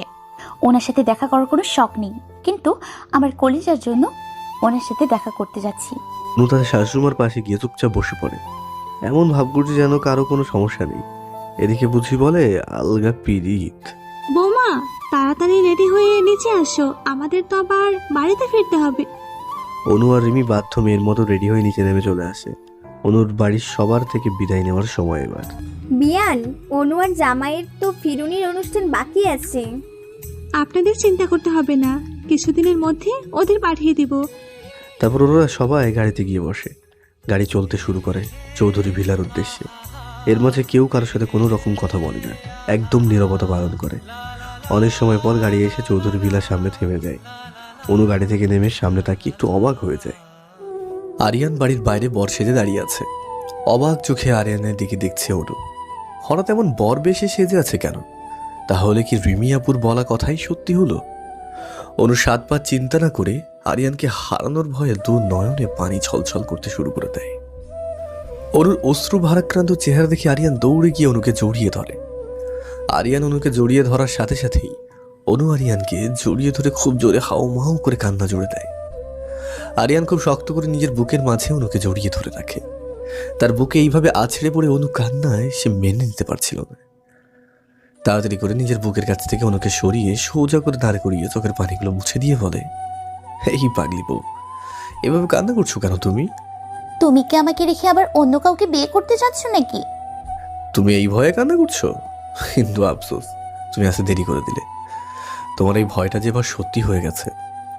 অনু আরিয়ানের পায়ের কাছে বসে হাউ মাউ করে কান্নাকাটি করতে শুরু করে দেয়। অনুর এমন কান্না করা দেখে আরিয়ান চুপচাপ দাঁড়িয়েছিল। এই ফাজিল, এইসব কি করছিস তুই আমার নাত বউয়ের সাথে? দাদিমা, ব্যথা লাগছে তো, ছাড়ো প্লিজ। অনুর তো এদিকে কোনো খেয়ালই নেই, সে মনের সুখে কান্না করতে ব্যস্ত। এই বোকা মেয়ে, এইভাবে কান্না করলে হবে? নিজের ভালোবাসার উপর এই তোমার বিশ্বাস? এই বোকা মেয়েকে ভালোবেসে আমার নাতি এই 5 বছর একা বিরহে পার করেছে, ভাবা যায়? অনু রাহেলা চৌধুরীর মুখের দিকে তাকিয়ে নিজের চোখের পানি মুছে দেয়। তাকে দেখতে থাকে অনেক সুন্দর একজন বয়স্ক মহিলা তার সামনে বসে আছে।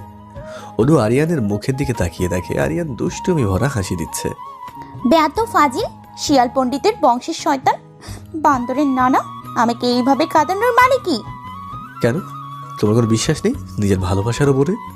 আমি নিজের থেকে বেশি বিশ্বাস তোমাকে করি, কিন্তু তোমার সাথে এতদিন বিয়ে হয়েছে, আমাদের মধ্যে কোনো স্ত্রীর সম্পর্ক হয়নি। হয়তো সেই কারণেই তুমি আবারও বিয়ে করতে যাচ্ছ। এই তোমার ভালোবাসা? তুমি এতদিনে এই চিনেছো আমাকে? আমি কি তোমাকে শুধু ভোগের বস্তু মনে করি?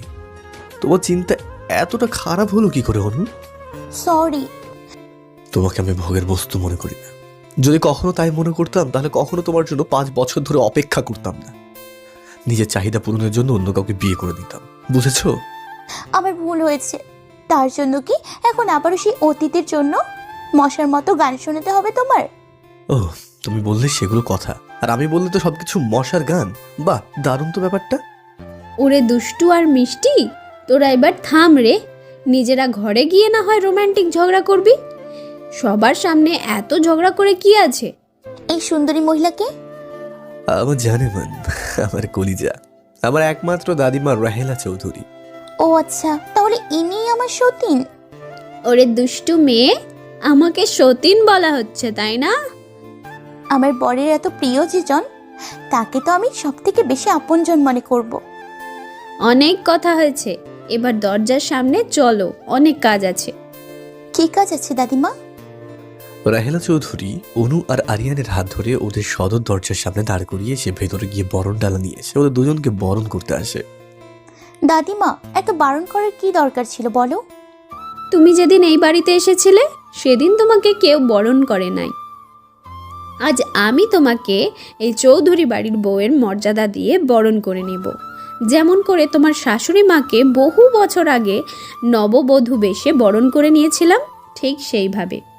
আয়েশা বেগম চুপচাপ শাশুড়ির পাশে দাঁড়িয়ে থাকে। অনু আরিয়ানকে বরণ করে ঘরে নিয়ে চলে আসে। এরপর অনু আরিয়ানকে সাথে করে দাদিমা ওদের রুমের ভেতরে রেখে যায়।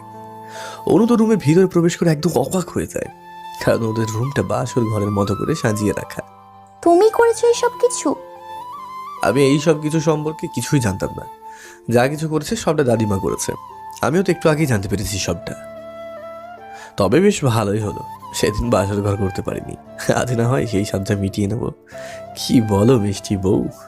যা, দুষ্টু বর কোথাকার। আরিয়ান অনুকে নিজের বুকের সাথে জড়িয়ে ধরে দাঁড়িয়ে থাকে। পরের দিন সকালে অনুর আগে আরিয়ানের ঘুমটা ভেঙে যায়। আরিয়ান দেখে অনু তাকে আষ্টে পিষ্টে জড়িয়ে ধরে ঘুমিয়ে আছে। ঘুমন্ত অনুকে দেখে আরিয়ানের খুব ভালো লাগছে। 5 বছর আগে যদি বিয়েটা খুব সুন্দরভাবে হলো তাহলে আজ ওদের মাঝে আরও একজন ঘুমিয়ে থাকতো। তবে ভাগ্যের হাতে তো সবটা বাঁধা থাকে, কেউ তো আর ইচ্ছা করলেই ভাগ্যের ওপর দিয়ে যেতে পারে না। এত বছর পরে অবশেষে আরিয়ান অনুর মনের সাথে তাদের দুইটি শরীরের মিলন হয়েছে। আজ থেকে সত্যি অর্থে তারা দুজন দুজনের পরিপূরক। আরিয়ান কাল রাতের কথা ভেবে হাসতে থাকে। সত্যি বর বউয়ের সম্পর্ক আল্লাহর একটা দান। এর থেকে সুন্দর সম্পর্ক আর কী বা হতে পারে? দুজন অচেনা অজানা মানুষ একটা কবুল শব্দের মাধ্যমে এতটা কাছে আসে, তা সত্যি অদৃশ্য কোনো শক্তির জন্যই। তাদের মাঝে মায়া ভালোবাসা সবটা একাই তৈরি হয়ে যায়। কেউ ইচ্ছা করলে ওই সম্পর্কের মায়াজাল থেকে বেরিয়ে আসতে পারবে না। এই সম্পর্কের পবিত্রতা নিজেই মানুষদের ভালোবাসা বাড়িয়ে দেয়।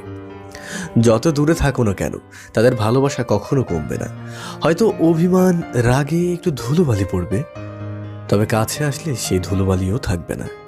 আরিয়ান এইসব কথা ভাবতে ভাবতে অনুর কপালের এলোমেলো চুলগুলো সরিয়ে চুমা দিয়ে দেয়। ওরে দুষ্টু, সাত সকালে আমাকে এভাবে দেখার কি আছে, বলবে একটু? আমি কি তোমাকে দেখেছি নাকি? আমি আমার বউকে দেখছিলাম। এর মধ্যে তোমাকে কথা বলতে কে বলেছে? ফাজিল মাইয়া কোথাকার। এই যে মিস্টার, আমি আপনার বিয়ে করা বউ, আমাকে দেখছে আবার আমাকে কথা শোনাবে। আমি তো আমার অনুবউকে দেখছিলাম, কিন্তু সে যে চুরি করে আমাকে লুকিয়ে লুকিয়ে দেখছিল আর আমার আদরগুলো উপভোগ করছিল, তা কে জানতো? নিব না তোমার আদর, দরকার নেই। সব আদর ব্যাংকে লকারে লক করে রেখে আসো। ওরে ফাজিল মেয়ে, এখন আর আদর টাদর লাগবে না, তাই তো? তাহলে রাতের সব আদর ফেরত দাও, নয়তো তোমার খবর আছে, এই আমি বলে দিলাম। অনু আশেপাশে একবার চোখ বুলিয়ে নিয়ে আরিয়ানকে ধাক্কা দিয়ে সরিয়ে রেখে সে এক দৌড়ে বাথরুমে চলে যায়। বাথরুমে দরজা বন্ধ করে ভিতর থেকে বলে, আদরগুলো আমার, সেগুলো ফেরত কেন দিতে যাব? যা একবার দিবা তার কখনো ফেরত দিব না, বুঝলে? তুমি আমার ক্রাশ পর। এই ফাজিল মেয়ে, আমাকে এইভাবে ফাঁকি দেওয়ার মানে কি? হ্যাঁ, দরজা খোলো বলছি, নয়তো দেখো কি যে অবস্থা করে তোমার। কচু করবে তুমি আমার। তোমাকে আমার খুব ভালো করে চেনা আছে, তুমি আদর ছাড়া আর কিচ্ছু করবে না আমাকে। তুমি এত বিশ্বাস করো আমাকে? নিজের থেকেও বেশি। এরপরে অনু বাথরুম থেকে ফ্রেশ হয়ে বাইরে চলে আসে। আরিয়ান অনুকে পিছন থেকে জড়িয়ে ধরে ঘাড়ে মুখ ঢুকিয়ে চুপচাপ দাঁড়িয়ে থাকে। আরে দাদিমা, আপনি? দাদিমার কথা শুনে আরিয়ান অনুকে ছেড়ে সরে যায়। আরিয়ান আশেপাশে তাকিয়ে দেখে তাদের রুমের দরজাটা লক করা। দাদিমা কোথাও তো নেই। ওরে শয়তান মেয়ে, তোমার দুষ্টুমি যে আমাকে বাঁশ দেয় তা তুমি বোঝো না? সবসময় দুষ্টুমি করো, তাই না? তুমি আমার একমাত্র বর, তোমার সাথে দুষ্টুমি করবো না তো কার সাথে করবো বলো? আমি তো তোমার এই দুষ্টু মিষ্টি মজার প্রেমে পড়েছি, তোমাকে খুব বেশি ভালোবাসি অনু। আমিও তোমাকে ভালোবাসি, কিন্তু এখন তুমি ফ্রেশ হয়ে আসো, আমি তোমার জন্য নিচে গিয়ে নাস্তা রেডি করছি। জি ম্যাডাম, আপনার অর্ডারের ওপর দিয়ে তো যেতে পারি না। আমার বউ ভালোবেসে বলেছে, তা তো শুনতেই হবে আমাকে। অনু আরিয়ানকে ঠেলে বাথরুমের ভিতরে ঢুকিয়ে দিয়ে নিচে নেমে চলে আসে। কি ব্যাপার? ম্যাডামকে যে একদম অন্যরকম দেখাচ্ছে, ব্যাপার কি? আরে দিদি বোঝো না, এটা যে আরিয়ানের রঙের প্রস্তাব, তার রঙে রাঙা বউ সেজেছে আজ অনু। আরে সাত সকালে এসব কি শুরু করেছো তোমরা? আমাকে যেতে দাও, আমার অনেক কাজ আছে। ওই মাইয়া, থাম তো তুই। সারা বছর তো কাজ করবি, আজ আমাদের সাথে তুই গল্প করবি। আমিও কি তোমাদের সাথে গল্পের আসরে যোগ দিতে পারি? ওরা সবাই রাহেলা চৌধুরীর মুখে এমন কথা শুনে একদমই অবাক হয়ে যায়। অবশ্যই আপনি আমাদের সাথে কথা বলতে পারেন, আপনিও তো আমাদের বান্ধবী, তাই না দাদিমা? তোমরা আমাকে দাদিমা বলো, ঠিক আছে? সেখানে আবার আপনি যোগ করো কেন? আমাকে তোমরা তুমি করে বলবে, তাহলে আমারও ভালো লাগবে। আফসোস, আপনি আমার দাদিমা না, আপনি আমার নানি শাশুড়ি। কিছু করার নেই। নানি দাদি যাই বলে ডাকো না কেন, সেই ডাকটা মন থেকে ডেকো, তাহলেই হবে।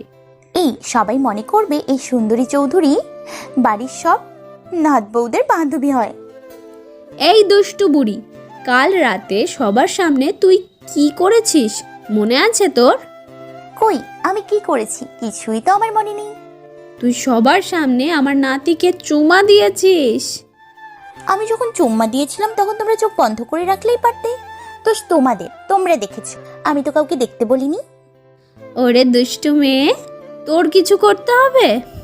দাদিমা, তোমার ছেলের বউকে দাদিমা বানিয়ে দিব, চিন্তা করো না, তাহলে আমার কিচ্ছু করতে পারবে না তোমরা। ওরে আল্লাহ, এই মেয়ে কত অ্যাডভান্স, ভাবা যায়? ওর সাথে আর কিছুদিন থাকলে তুমি অবশ্যই পাগল হয়ে যাবে জান, তাই ওই পাগলির থেকে দূরে থাকো।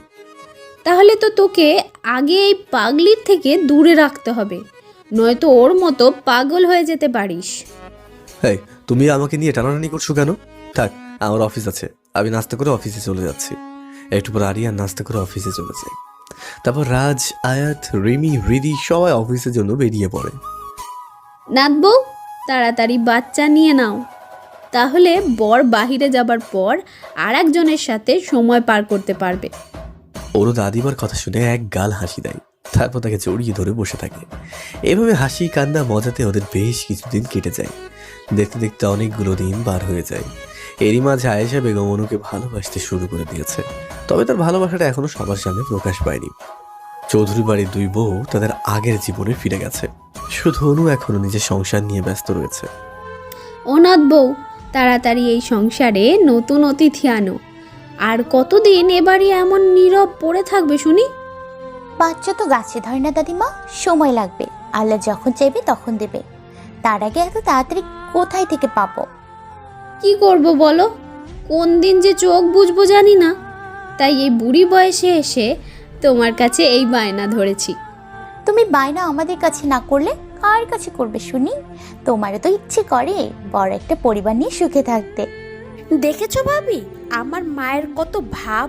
আমার ছেলের বউকে ফেলে রেখে এই অনুকে নিয়ে পড়ে আছে। মনে হচ্ছে 7 রাজার ধন পেয়েছে। 7 রাজার ধনের থেকে কম না আরিয়ানের বউ, এটা তোমাকে মানতে হবে। ভাবি, তোমার কথা সুর দেখছি একটু অন্যরকম শোনা যাচ্ছে। ছেলে আমার 10টা না 5টা না 2টা মাত্র। আমার সোনার টুকরো ছেলেরা হীরার টুকরো ও পেয়েছে, তা তো আমাকে মানতেই হবে। মা, তুমি রিমিকে ছেড়ে সারাদিন অনুর পেছনে ঘুরঘুর করো কেন? আয়াতের বউ সারা দিন ব্যস্ত থাকে। যখন সে সময় পায় চেষ্টা করে আমাদের সাথে সময় কাটাতে। আর অনু সব সময় আমার সাথে থাকে।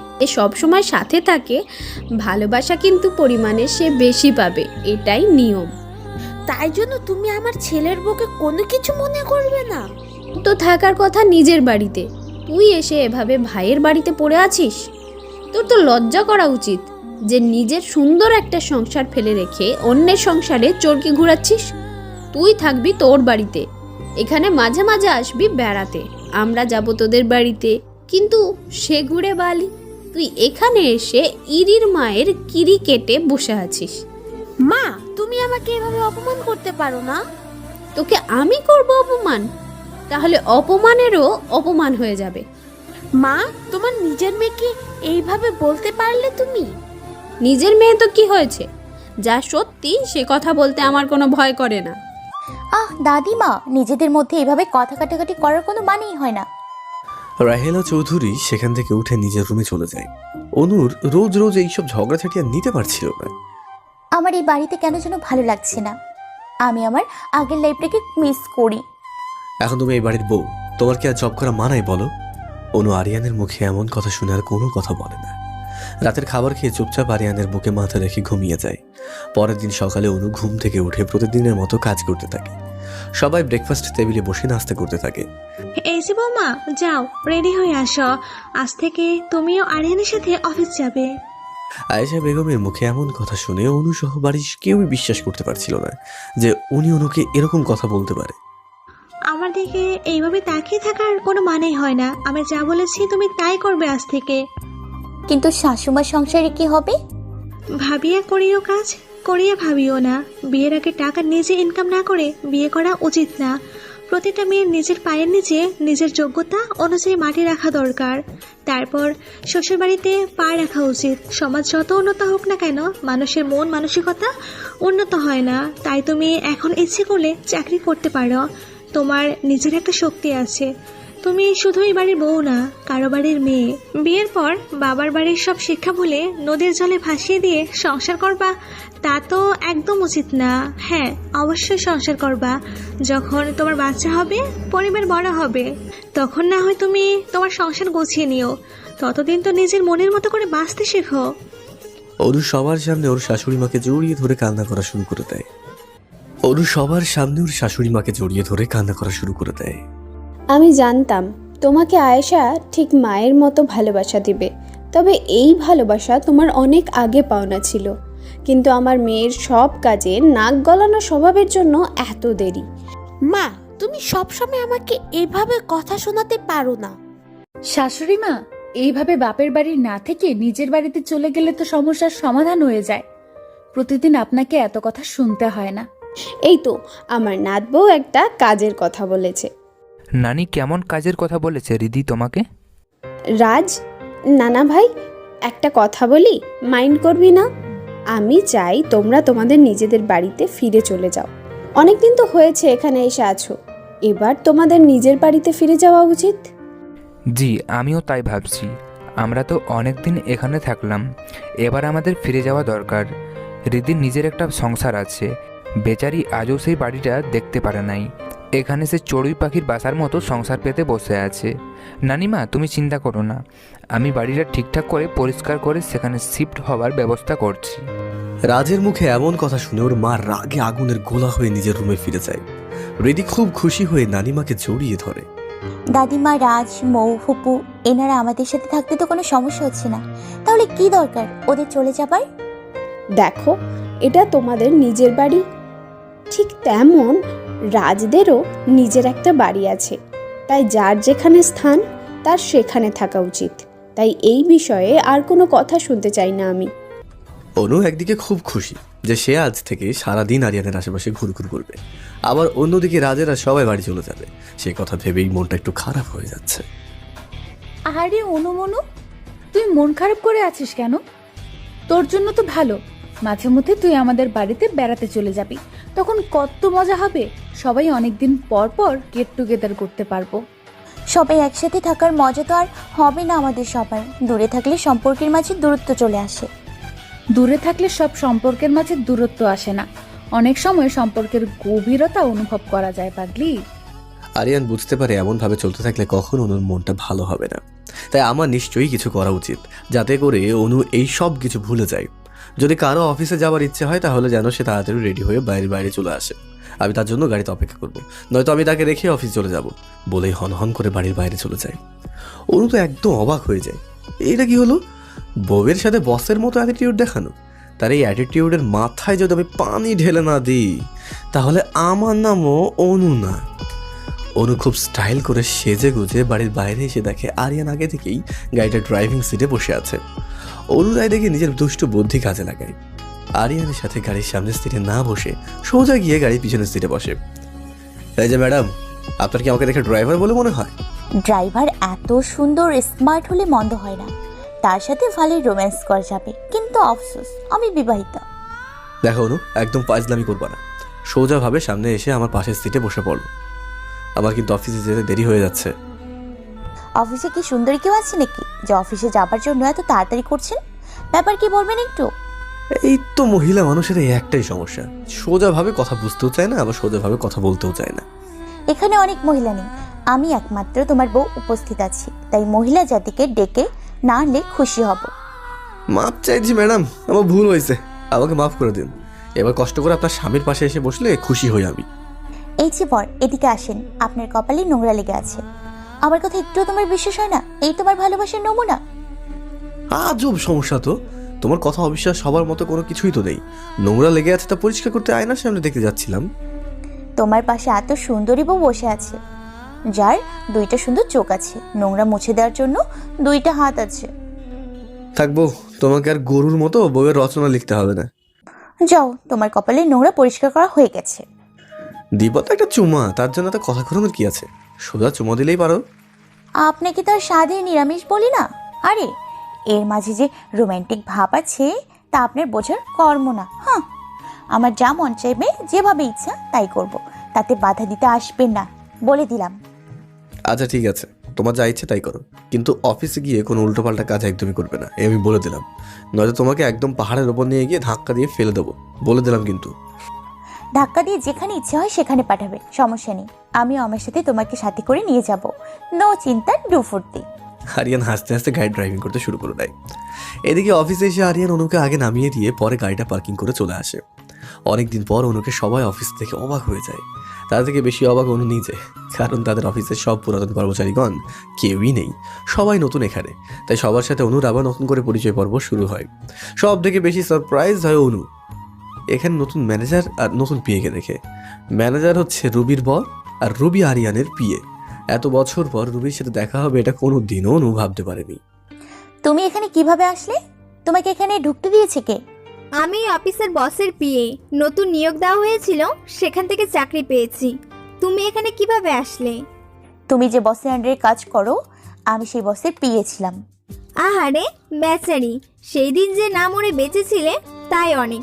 তারপরও যে এত বড় অফিসে চাকরি পেয়েছে তোমার মতো মেয়ে, এটাই তো অনেক বড় ব্যাপার। তবে আফসোস, এই চাকরিটা আর রইল না তোমার।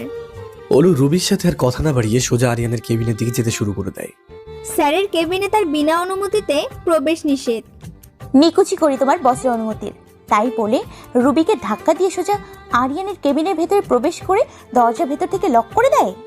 অনুকে এমন রাগি লুকে দেখে আরিয়ানের বুঝতে বাকি থাকে না, অনুর মনের মাঝে এখন হাজার হাজার প্রশ্ন। এত প্রশ্নের উত্তর তাকে দিতে হবে, নয়তো এই দজ্জাল বউ আমার জান তেনা তেনা করে ছাড়বে। অনু সোজা আরিয়ানের কাছে গিয়ে ওর বুকের মাঝে এলো পাথাড়ি কিল ঘুষি দিতে শুরু করে দেয়। আরে আরে আমার মিষ্টি বউটা, এত রেগে আছো কেন? তাকে যে রাগ করলে মানে না, সে গিয়ে সেই কথাটা জানে না।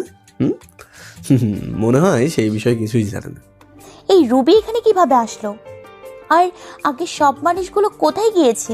তুমি তো অনেকদিন যাবত অফিসে আসো না, তাই অনেক খবর জানো না। আমাদের নতুন আরেকটা অফিস শুরু করা হয়েছে, সেই অফিসের দায়িত্বে রাজ আছে।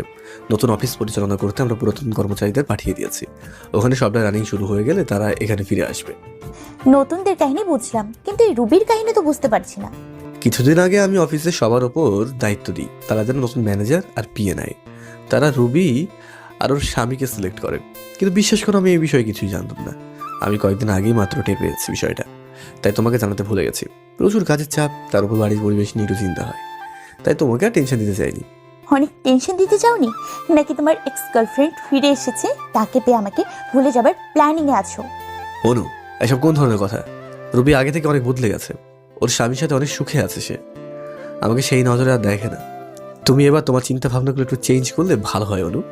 দেখো, বহু বছর আগে যে মেয়ে আমার সাথে এত খারাপ কাজ করেছে, তাকে তার মুখের কথায় তুমি বিশ্বাস করে নিলে, কাজটা কি ঠিক হলো? মানুষ মাত্রই ভুল করে, তাই বলে যে তারা সারা জীবন ভুল করবে এমনটা কিন্তু একদম ঠিক নয়। তাদেরকে তাদের ভুল সংশোধন করে পরিবর্তন হওয়ার চান্স দেওয়া উচিত, নয়তো তারা নিজেদেরকে ঠিক করার সুযোগ কখনোই তো পাবে না। তাই শুধু একটা কথা বলে দেখো, শেষ পর্যন্ত তুমি দুধ কলা দিয়ে কালসাপ পোষো না। আরে না, সময়ের সাথে রুবিও বদলে গেছে। ওকে একবার মাফ করে দেখো না, মানুষকে মাফ করে দেওয়া কিন্তু মহৎ কাজ। ঠিক আছে, এখন অফিসে আমার কি কাজ জানতে পারি? ম্যানেজারের কাছে যাও, সে তোমাকে তোমার কাজ বুঝিয়ে দেবে। আর হ্যাঁ, একটা কথা, তুমি আমার বউ বলে কিন্তু কাজে ফাঁকি দেওয়ার একদমই চেষ্টা করবে না। এটা বাড়ি না, অফিস। এখানে আমাদের কাঁধে হাজার মানুষের দায়িত্ব, এটা মাথায় রাখবে সবসময়। অনু মাথা নেড়ে হ্যাঁ বলে কেবিনের বাইরে চলে আসে, আর ভাবতে থাকে সত্যি কি সময়ের সাথে মানুষ বদলে যায়, নাকি মুখোশের আড়ালে থেকে যায় রুবির কাহিনী? সময় বলবে। যাই হোক, এত অবিশ্বাস নিয়ে একসাথে কাজ করা যাবে না। তারপরে রুবিকে আমি অন্ধের মতো বিশ্বাস করতে পারবো না। অনুর মনের মাঝে হাজার প্রশ্নের সমাপ্তি করে সোজা রুবির বরের কাছে যায়, তার কি কাজ সেটা বুঝে নিতে। ম্যানেজার সাহেব অনুকে কোনো পার্সোনাল প্রশ্ন না করে সরল মনে সবকিছু বুঝিয়ে দিয়ে চলে যায়। অনু ম্যানেজার সাহেবের সাথে কিছু সময় কথা বলে বুঝতে পারে সে খুব ভালো মনের মানুষ, তবে তার বউ যে কতটা ভালো তা হয়তো সে জানে না। আর তাদের সুখের ঘরে পুরাতন কথার জাল বিছিয়ে দিয়ে ঘুণ পোকার ঘর বানিয়ে কারো সংসার অনু নষ্ট করতে চায় না। অনু সাত বাজে না ভেবে এক মনে কাজ করতে থাকে। এর মাঝে আরিয়ান অনুকে ফোন করে ওর কেবিনে আসতে বলে। অনু আরিয়ানের কেবিনে এসে দেখে রুবি আরিয়ানের পাশে দাঁড়িয়ে আছে, তাকে দেখে মিট মিট করে হাসছে। আমাকে ডাকার কারণ কি জানতে পারি? স্যার দেখেন, মিস অনু কিভাবে আপনার সাথে কথা বলছে।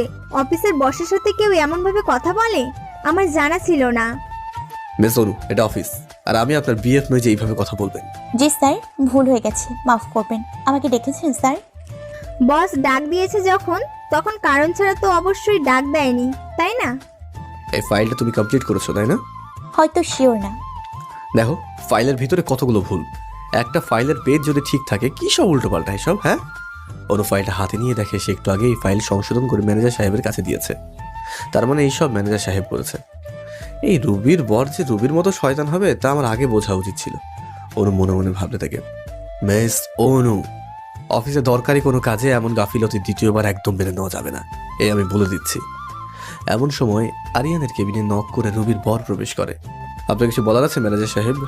স্যার, একটা মিস্টেক করে ভুল ফাইল এখানে এসেছে, তাই সঠিক ফাইল দিতে এসেছি আমি। এটা তো একদম ঠিকঠাক, আমার দরকারি ফাইল যেটা আমি চাচ্ছিলাম। সরি স্যার, অনু আমার কাছে সঠিক ফাইল দিয়েছিল, কিন্তু আমি ভুল করে ফুল ফাইল রবিকে দিয়েছি। মাফ করবেন স্যার, আমার জন্য এখানে সমস্যার সৃষ্টি হয়েছে। এই যে মিস অনু, এইখানে এইভাবে চুপ করে দাঁড়িয়ে থাকলে চলবে? নিজের ডেস্কটপে গিয়ে কাজে মন দাও। অনু আরিয়ানের দিকে তাকিয়ে আছে, সে এক মনে তার কাজ করছে, কেউ দেখে বলবে না তার সামনে দুইটা সুন্দরী মেয়ে দাঁড়িয়ে আছে। এইদিকে তো তার কোনো খেয়ালই নেই। এত সাধের কপাল আমার, কি আর বলবো। আমার সাধের ক্রাশ বরের এই অবস্থা, বউয়ের সাথে কোনো রোম্যান্স নেই। আচ্ছা, বিয়ের পর কি সবাই বদলে যায়? এটাই কি প্রকৃতির নিয়ম? এই যে মিস অনু, এখানে এইভাবে খাম্বার মতো দাঁড়িয়ে থাকলে চলবে? যান, নিজের কাজ কমপ্লিট করে বাড়িতে যাবার প্রিপারেশন নিন। অনু আর কথা না বলে সেখান থেকে হন হন করে বাইরে চলে আসে। আমার পাগলি বউটা অভিমান করেছে আমার ওপরে, কিন্তু সেটা বুঝতে চাইছে না। আমি যদি তার ভুলের ওপরে আঙ্গুল না তুলি তাহলে সে নিজের ভুলটা বুঝবে কি করে? আবার অনুকে যদি ছাড় দিই তাহলে সাধারণ কর্মচারীদের সবাইকে ছাড় দিতে হবে। একই কাজের স্থানে আমি সবাইকে সমান চোখে দেখতে চাই। অনু আমার বউ, এটা পার্সোনাল, তবে কাজের সময় সেও কর্মচারী। আবার যখন আমার দরকার তখন সময় বুঝে সে আমার বউয়ের ভূমিকা পালন করবে। এদিকে অফিসের সময় শেষে অনু আরিয়ানের জন্য অপেক্ষা না করে সোজা হনহন করে হেঁটে অফিসের বাইরে চলে আসে।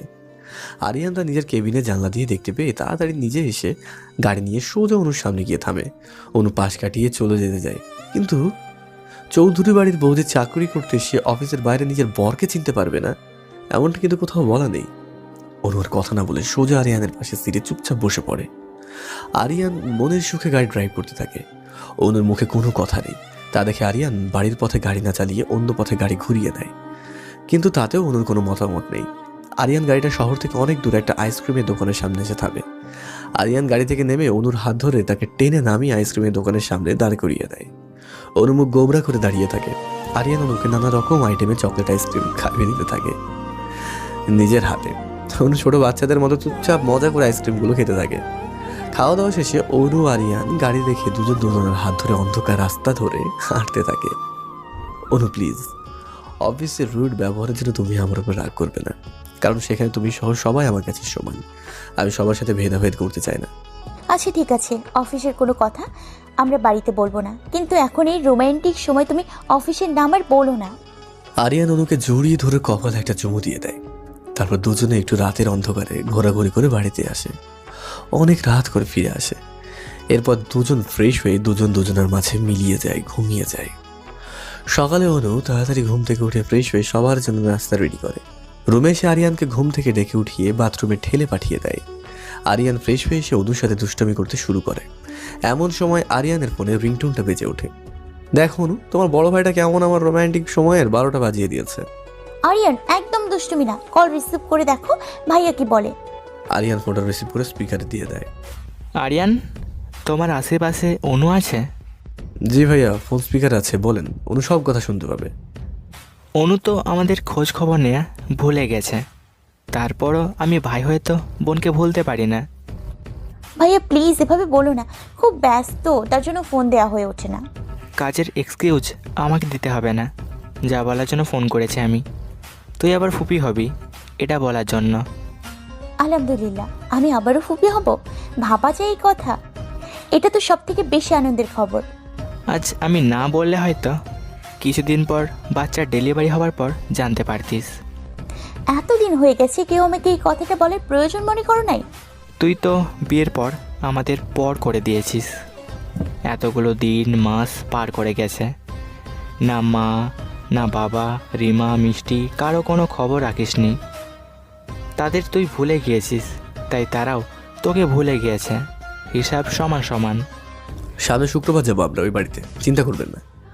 আচ্ছা, দেখা যাবে জামাই শ্বশুর বাড়ির কথা মনে রাখে কি না। তুমি এই কাজটা একদম ঠিক করোনি। বাড়ির মানুষদের সাথে যোগাযোগ করা বাদ দিয়ে দিয়েছে। সরি, ভুল হয়ে গেছে। আমি আমার ক্রাশ বরকে পেয়ে বাকি সবাইকে ভুলে গেছি। তোমরা মেয়েরা ভুলে যাবে, আর যত দোষ আমাদের মতো নিরাপরাধ বেচারা বরদের হয়। এরপর অনু এই খুশির খবরটা বাড়ির সবাইকে দেয়। তাদের বাড়ির সবাই তো মহা খুশি হয় এই কথা শুনে। নাথ বউ, তুমি খুশির খবর কবে শোনাবে গো আমাদের? আল্লাপাক যেদিন চাইবে সেদিন শোনাবো ইনশাল্লাহ। এরপর ওরা সবাই যার যার মতো অফিসের জন্য বাড়ির বাইরে বেরিয়ে যায়। অনু আরিয়ানের সাথে অফিসে চলে যায়। এরপর ওরা সবাই যার যার মতো অফিসের জন্য বাড়ির বাইরে বেরিয়ে যায়। অনু আরিয়ান অফিসে চলে আসে। আজ একটা বড় কোম্পানির সাথে তারা ডিল সাইন করে। সেই ডিল সাইনের জন্য শুক্রবার একটা বড় পার্টির আয়োজন করে আরিয়ান। সেই উপলক্ষে অফিসের সবার দাওয়াত থাকে। তাই অনু আরিয়ান খুব ব্যস্ত, নানা রকম আয়োজন করতে হবে তাদের। এখন রুবির সাথে অনুর আর বাঁধে না, কারণ রুবির ঘাড়ে আরিয়ান বহু কাজ চাপিয়ে দিয়েছে, যার কারণে রুবির ইচ্ছা থাকলেও অনুর পিছনে লাগতে পারবে না। অনু, আরিয়ান, রিমি, রিডি, রাজ, আয়াত সহ চৌধুরী বাড়ির সবাই সেখানে পৌঁছে যায়। এদিকে অনুর বাড়ি থেকে আবির, রিমা আর মিষ্টি সেই অনুষ্ঠানে উপস্থিত হয়। এখানে রবি ব্যস্ত থাকার জন্য সে অনুকে আরিয়ানের সাথে আসতে দেখেনি। অনু মিষ্টিকে দেখে দৌড়ে গিয়ে তাকে জড়িয়ে ধরে। মিষ্টিকে কোলে করে সে ভিতরে নিয়ে আসে। রবি মিষ্টিকে অনুর কোলে দেখে ভাবে এটা হয়তো অনুর মেয়ে, তাই ভেবে শেষ পর্যন্ত আরিয়ান কারো ভাগ্যে জোটে নাই, না সে আমার হয়েছে না অনুর হয়েছে। যাক, দুজনে কেউই পায়নি, এটা ভেবে আমার কলিজায় শান্তি লাগছে। ভাবি, তোমার পেট দেখেই বোঝা যাচ্ছে তোমার বাবু হবে, কিন্তু সেই খবর আমি এতদিন পরে পেয়েছি। এটা কি ঠিক কাজ করলে তুমি বলো তো? যে ফুপি হবে সে যখন খবর রাখে না, তখন তাকে খবরটা লেট করে দিলে সমস্যা হয় না। এই জন্য বলে মেয়েরা বিয়ের পরে পর হয়ে যায়। তার উদাহরণ তুমি অনু। সরি ভাবি, সংসারে নানা রকম সমস্যায় জর্জরিত হয়ে আমি তোমাদের খোঁজ নেওয়ার কথা ভুলেই গেছিলাম। আরে পাগলি, আমরাও জানতাম না যে রিমা প্রেগনেন্ট। ওর তো এমনি সমস্যা ছিল, তাই বুঝতে পারিনি। আমরা তো 3 মাস পরে জানতে পারি যে সে প্রেগনেন্ট। এতে তোর মন খারাপ করার মতো কিছু নেই, আর বাকিটা তো তোকে রাগানোর জন্য বলেছি। দূর পাগলি, আমি কি তোর সাথে মজা করতেও পারবো না? এই জন্য তো বলি আমার অনুমানটা বুঝে আর বড় হবে না। আচ্ছা মিষ্টি, সত্যি করে বলো তো, তোমার কি মনে হয় আমি তোমার থেকে ছোট? অবশ্যই তুমি আমার থেকে ছোট। মিষ্টি, কোন দিক দিয়ে আমার বউকে তোমার ছোট মনে হয়? ফুপি, এই যে ধরো আমার আব্বুর ছোট বোন, দাদা দাদু ছোট মেয়ে, সে দিক দিয়ে তো ফুপি বাড়ির ছোট সদস্য। আমি আমার আব্বু আম্মুর বড় মেয়ে, সেদিক থেকে কিন্তু আমি ফুপির থেকে বড়। এবার তুমি হিসাব মিলিয়ে নাও, তোমাদের আর বোঝাতে পারবো না। সবাই এত বড় হয়ে গেছে, অথচ এই ছোট্ট হিসাবটা কেউ বুঝতে পারে না। এটা কেমন কথা? ওরে আল্লাহ, এই পিচ্চি মেয়ে এত ঘুরিয়ে পেঁচিয়ে কথা বলতে পারে, ভাবা যায়? আমার মেয়েটা একদম ওর ফুপির মতো হয়েছে।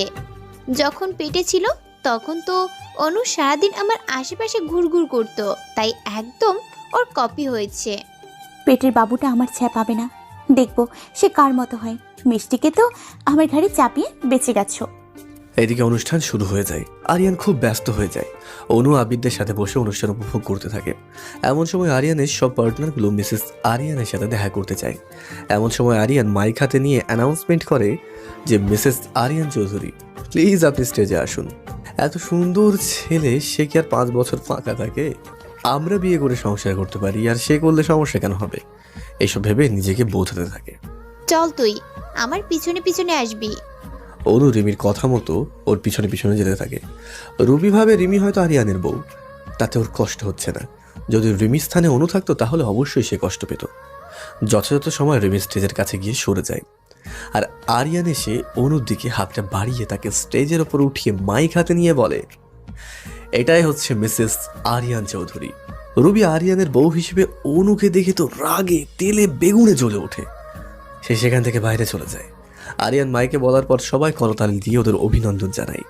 আরিয়ান তার পার্টনার সহ অফিসের সব কর্মচারীদের সাথে অনুজ পরিচয় করিয়ে দেয়। স্যার, অনু ম্যাডাম আপনার বউ, তা তো আমরা কেউ আগে থেকে জানতাম না। আজকে জানতে পারছি উনি আমাদের ম্যাডাম হয়। কিছু সময় সঠিক হয় যখন কিছু পরিচয় সামনে আসতে হয়। অনু আমার বউ, সেই কথাটা সবার জানা দরকার ছিল। আজ তা সবাইকে জানিয়েও দিলাম। আমি আরিয়ানের বউ ঠিক আছে, তবে অফিসে আর সব সাধারণ কর্মচারীদের মতো আমিও সাধারণ। শুধু মিসেস চৌধুরী বলে আমার কাজে কোনো গাফিলতি দিতে পারবো না আমি, বা আমি চাইবো না। আপনারা সবাই আমাকে মিসেস চৌধুরী বলে বেশি সম্মান করবেন। এরপর নানা রকম আয়োজনের মাধ্যমে অনুষ্ঠানটা শেষ হয়। অনুষ্ঠান শেষে সব অতিথিদের বিদায় দিয়ে আরিয়ান আবিরকে বলে তাদের সাথে তাদের বাড়িতে যেতে। তোমাদের কিন্তু আজ আমাদের বাড়িতে যাবার কথা ছিল, তাহলে সেই কথার কি হবে আরিয়ান? মিষ্টিকে আমাদের কাছে রেখে জানান, কাল সকালে সবকিছু ঠিকঠাক করে মিষ্টিকে নিয়ে আপনাদের বাড়িতে যাব। আর মিষ্টি যদি আমাদের সাথে থাকে তাহলে তো অবশ্যই আমাদের যেতে হবে ওই বাড়িতে। আব্বু, আমি ফুফির সাথে আজকে তাদের বাড়িতে থাকবো। মেয়ের কান্নাকাটি দেখে আবির মিষ্টিকে অনুর সাথে থাকার পারমিশন দিয়ে দেয়। এরপর সবাই নিজেদের গাড়িতে করে নিজ নিজ বাড়ির পথে রওনা দিয়ে দেয়। কিন্তু মাঝ পথে তাদের জীবনে ঝড় নেমে আসে। তাদের সব গাড়ির মধ্যে একটা গাড়ি মাঝ পথে খুব খারাপভাবে অ্যাক্সিডেন্ট করে। সেই গাড়ির মানুষের অবস্থা খুব খারাপ হয়ে যায়। খুশির রঙগুলো যেন বেদনার রঙে বদলে জানি না কার জীবনের রংধনুতে মিলিয়ে যাবে। হসপিটালের অপারেশন থিয়েটারের সামনে সবাই দাঁড়িয়ে আছে। কোথায় থেকে কিভাবে জীবনের রং বদলে যায় তা সত্যিই মানুষের অজানা। একটা ছোট অবুঝ সন্তানের সামনে দিয়ে তার বাবা মাকে রক্তাক্ত অবস্থায় অপারেশন থিয়েটারে নিয়ে যাওয়া হয়েছে। যে বাচ্চা তার বাবা মাকে এমন রক্তাক্ত অবস্থায় দেখে, সে বাচ্চা কতটা সহ্য করতে পারে তা আমারও অজানা। অবুঝ মনে যে দাগ পড়েছে সেই দাগ কিভাবে মিটবে তা সবার অজানা। কিভাবে কি হলো এসব কিছু সবার অজানা। না জানি কোন বিপদে পড়েছে সবাই। অনু, আরিয়ান, মিষ্টি তিনজন আল্লাহর রহমতে ভালোই আছে। তবে ভালো নেই আবির আর রিমা। বলা যাচ্ছে না এরা দুজনের মধ্যে কেউ বাঁচবে কিনা। তবে আবিরের থেকে বেশি অবস্থা খারাপ রিমার, কারণ সে প্রেগনেন্ট। আর এত বড় দুর্ঘটনায় মা এবং বাচ্চা দুজনেই খুব বেশি আঘাত পেয়েছে। আজ আপন মানুষের হারানোর ভয়ে সবার বুকের মাঝে কুঁকড়ে উঠেছে বারবার। অনু আরিয়ানের বুকের ওপরে আছড়ে পড়ে কান্না করছে। একদিকে তার প্রাণপ্রিয় ভাই, তো অপর পাশে তার ভাবি। এমন কষ্ট বুঝি কেউ একসাথে সইতে পারে? দুজনের কাছের মানুষ, তাদের কাউকেই সে হারাতে পারবে না। শুধু একজনকে নয়, তার দুজনকেই সুস্থ চায়। আজ আয়াত আর রিমি দুজনে একসাথে একই হসপিটালে আছে। রিমি নিজের বোনকে বাঁচাতে আপ্রাণ চেষ্টা চালিয়ে যাচ্ছে। অপরদিকে আয়াত আবিরের ট্রিটমেন্ট করছে, যাতে করে আবিরকে সে বিপদ মুক্ত করতে পারে। রেদি রাজকে জড়িয়ে ধরে কান্নায় ভেঙে পড়েছে। সত্যি সত্যি আজ ওদের বড় দুঃখের দিন। কোথায় সবাই আনন্দ করবে আর কোথায় আজ ওরা আপন মানুষকে হারিয়ে ফেলার ভয়ে কান্নাকাটি করছে। ওদের মা বাবার অবস্থা ভালো না। তারা দুজনে ছেলে আর বৌমার এমন অ্যাক্সিডেন্টের কথা শুনে তখন থেকে অসুস্থ হয়ে পড়ে। রিমার মা বাবারও একই অবস্থা। জামাই মেয়ের এত খারাপ অবস্থা তারা মেনে নিতে পারছে না। দিশা আর মৌ আর মিষ্টিকে নিয়ে নিজেদের কাছে রেখেছে। বেচারি ছোট মিষ্টি এটা ঠিকই বুঝতে পেরেছে তার আম্মু আব্বু খুব অসুস্থ। হয়তো তাদের দুজনকে সে সারা জীবনের জন্য হারিয়ে ফেলতে পারে। না সোনা মা, তোমার আব্বু আম্মু কারো কিছু হবে না। আমরা তো কখনো কারোর সাথে খারাপ কিছু করিনি সোনা। তাহলে আমাদের সাথে কেন আল্লাহ খারাপ কিছু করতে দেবে বলো? ইনশাআল্লাহ তারা সুস্থ হয়ে যাবে, দেখবে মামুনি। এমন সময় বাইরে ওটি রুমের লাইটটা বন্ধ হয়ে যায়। লাল আলো বন্ধ হওয়া দেখে অনু, আরিয়ান, রাজ, রেডি সবার হার্টবিট যেন কিছু সময়ের জন্য স্তব্ধ হয়ে যায়। জানি না এই রুমের বাইরে এসে ডাক্তার কি কথা শোনাবে সবাইকে।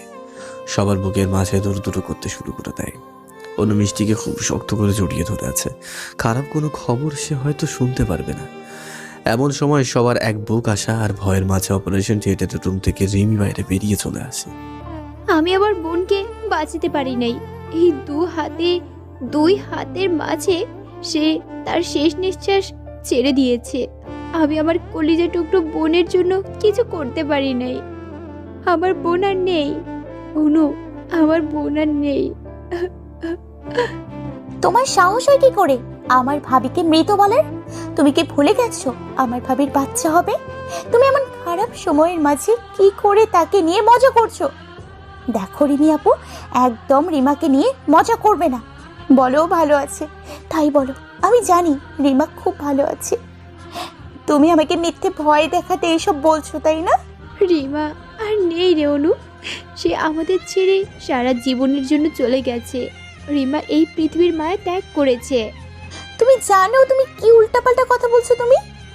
ও ছাড়া আমি বাবার বাড়িতে গেলে কার সাথে ঝগড়া করব, কার সাথে আমার ভাইকে নিয়ে কথা কাটাকাটি করব? সব থেকে বড় কথা, রিমি কিভাবে মিষ্টিকে ছেড়ে চলে যেতে পারে? আমার ভাই আর মিষ্টির কি হবে? আবি ভাইয়ের অবস্থা ভালো না, জানি না আল্লাহ কি চাইছে আমাদের থেকে। মিষ্টি বড়দের মুখে এইসব কথা শুনে খুব কান্নায় ভেঙে পড়ে। মৌ মিষ্টিকে কোলে নিয়ে হসপিটালের বাইরে চলে যায়। মিষ্টি বারবার তার আম্মুর কাছে যাবার জন্য বায়না করতে থাকে। এদিকে আরিয়ান খোঁজ নিয়ে জানতে পারে আবিরের অবস্থা খুব একটা ভালো না। এবার তিনজন অজু করে এসে জায়নামাজের পার্টিতে নামাজ পড়তে বসে পড়ে। তারা কান্না করে নিজের ভাইয়ের সুস্থতা কামনা করতে দোয়া করতে থাকে। রিমাকে তারা হারিয়েছে, কিন্তু আবিরকে হারাতে চায় না। অনেক সময় পর আয়াত এসে ওদের বলে আবির ভাই এখন একটু ভালো, তবে জ্ঞান ফিরতে 2-3 দিন দেরি হতে পারে। তার শরীর আর ব্রেইন এত বড় আঘাত নিতে পারেনি। তার শরীর খুব দুর্বল। তাকে ঘুমের ইঞ্জেকশন দেওয়া হয়েছে, যার কারণে সে কিছুদিন ঘুমের আবরণেই মরিয়ে থাকবে। অনু কান্না করে নিজের শরীর এতটা দুর্বল করে নিয়েছে যে তাকে আবার অন্য ডাক্তার নার্স চেক আপ করতে থাকলো। আজ আমাদের জীবনের সব থেকে খুশির দিন, কিন্তু আজকের এই কালো রাত্রি সবার জন্য বিষাদের মতো। এইভাবে গভীর কালো অভিশপ্ত রাত্রি পার হয়ে নতুন ভোরের আলো নিয়ে সকালের সূচনা করে।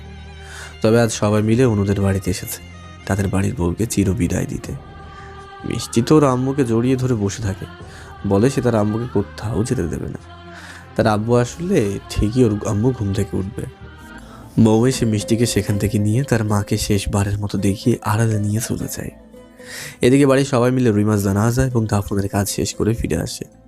সবাই অনুদের বাড়িতে এসে দেখে বাড়ির পরিবেশ একদম স্তব্ধ। এটাকে বলে শোকের নীরবতা। সবার চোখে পানি ছলছল করছে, কারো চেহারার দিকে তাকানো যাচ্ছে না। এমন অসময়ে যদি কোনো বাড়ির কচিতরতা যে প্রাণ শেষ হয়ে যায়, তাহলে সেই বাড়ির মানুষের কী অবস্থা হতে পারে তা ভাষায় প্রকাশের বাইরে। আরিয়ান অনুর দিকে তাকিয়ে দেখে ও চেহারার দিকে তাকানো যাচ্ছে না। এক রাতের শোকে মেয়েটার হাল বেহাল একদম। শুধু তার না, এবারই সবারই একই অবস্থা। এই পরিবেশ পরিস্থিতিতে আরিয়ান আর কাউকে তাদের খুশির কথা বলতে পারে না, বলাই তো যায় না যে। এইভাবে 2 দিন পার হয়ে যায়। আরিয়ান অনুর এমন অবস্থা মেনে নিতে পারছে না। আরিয়ানের মাথার মধ্যে হাজারো চিন্তা ঘুরপাক খাচ্ছে। কোথা থেকে কিভাবে সবকিছু শুরু করবে বুঝতে পারছে না সে। এর মধ্যে আবিরের জ্ঞান ফিরে আসলে তাকে কিভাবে জানাবে এই দুঃখের কথাটা।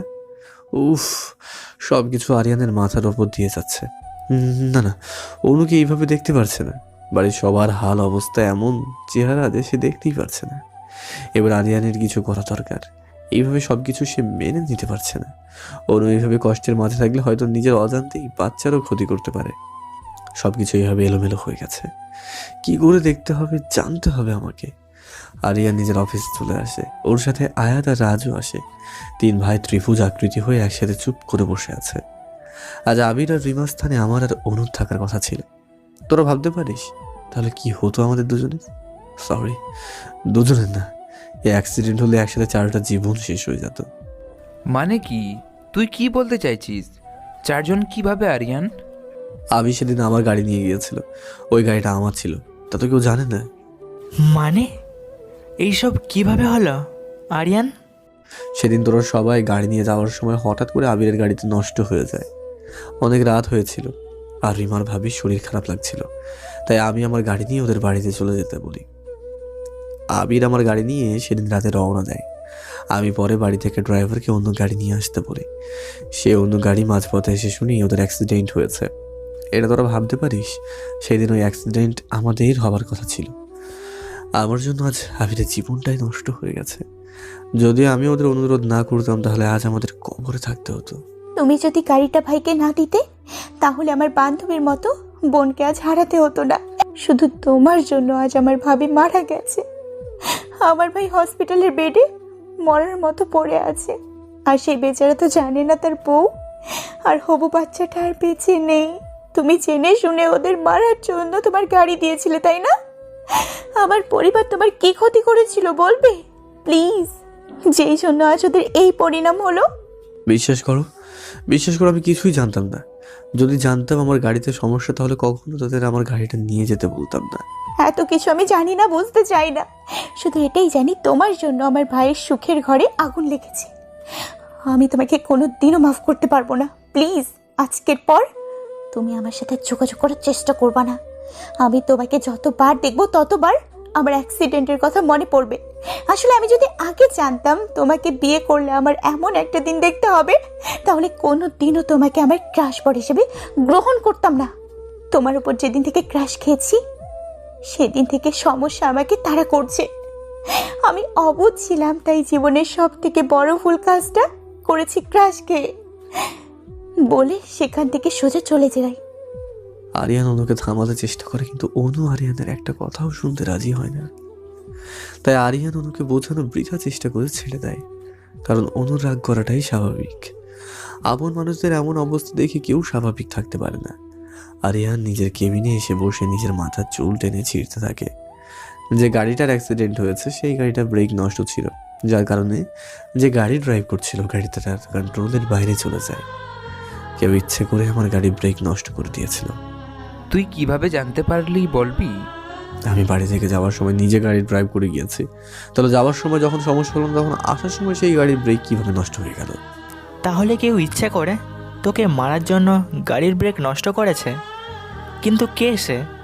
জানতে হলে সেখানে যেতে হবে যেখানে এই গাড়িটা পার্ক করা ছিল। যার জন্য আমার জীবনে এমন ঝড় উঠেছে তাকে আমি একদমই মাফ করব না। আমি তাকে শেষ করে দেব। তার জন্য আমার পরিবারের আজ এমন অবস্থা, তার জন্য আমার সুখের দিনে দুঃখের দিনে পরিণত হয়েছে।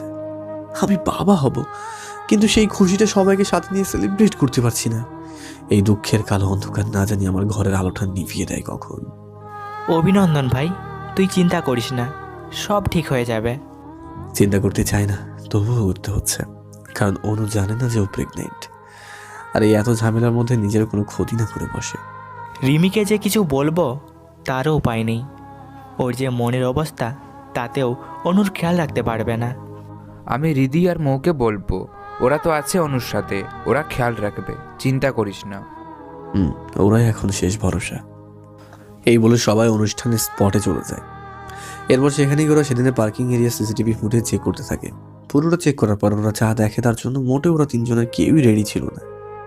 আরিয়ান সাথে সাথে পুলিশকে ফোন দিয়ে এখানে আসতে বলে। পুলিশ আসার পর তারা ভিডিও ক্লিপটা দেখে আসামিকে গ্রেপ্তার করতে যায়। পুলিশ চৌধুরী বাড়িতে এসে দিশাকে গ্রেপ্তার করে নিয়ে যেতে লাগে। তখনই আপনারা আমার মেয়েকে কেন ধরে নিয়ে যাচ্ছেন? আপনারা আমার মেয়েকে কেন ধরে নিয়ে যাচ্ছেন?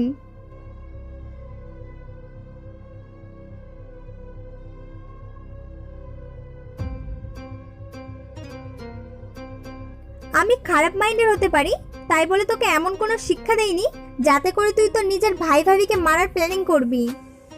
আমি ছোট থেকে আরিয়ানকে ভালোবাসি, আর মাঝখানে কোথা থেকে এই অনু এসে আরিয়ানকে আমার কাছ থেকে কেড়ে নিয়েছে, তা আমি মেনে নিতে পারছি না। নিজে যদি না পাই তাহলে তাকে অন্য কারোর সাথে সুখে কি করে থাকতে দিব বলতে পারো? তাই আরিয়ান আমার হবে না, সে অনুরও থাকবে না। কিন্তু ভুল করে আরিয়ানের স্থানে অনুর ভাই ভাবি যাবে এটা তো জানতাম না। তবে ভালো হয়েছে, দেখুক এই মেয়ের জন্য ওর ভাইয়ের সংসার ভেঙে গুড়িয়ে গেছে। ছি, এত খারাপ কাজ করার পরও তোর আফসোস হচ্ছে না? তুই মানুষ না, তুই জানোয়ার। কোনো জানোয়ার আমার মেয়ে হতেই পারে না। ইন্সপেক্টর সাহেব, ওকে নিয়ে যান, ওর সর্বোচ্চ শাস্তির ব্যবস্থা করবেন। পুলিশ দিশাকে নিয়ে চলে যায়। আমি ভাবতে পারি না আমার মেয়ে এতটা খারাপ কাজ করবে। তবে করা কাজের জন্য আমি লজ্জিত। আমাকে মাফ করে দেবেন সবাই। আমার শিক্ষাতে ভুল ছিল, যার ফল আজ এটা বলে সে বাড়ি ছেড়ে চলে যায়। আমি ভাবতাম আমার মেয়েটা আরিয়ানের জন্য পাগলামি করে, হয়তো কোনোদিন সে অনুর ক্ষতি করতে পারে। কিন্তু এখন দেখছি যে মেয়ে চুপচাপ থাকতো, যার কোনো কিছুতেই কেয়ার ছিল না, সে এইসব কাজ করলো, ভাবা যায়? বুঝতে পারি নাই ঘরের মেয়ে ঘরের শত্রু হবে, তাও আমার ছেলে আর বউয়ের জানের শত্রু। এরপর পুলিশ নিয়ে আরিয়ানরা অনুদের বাড়িতে আসে। অনু আরিয়ানকে কিছু বলতে যাবে তার আগে পুলিশ এসে অয়নকে ধরে নেয়। তুমি এমন প্রতিশোধ নেবে তা কোনোদিনও তো আমি ভাবতে পারিনি।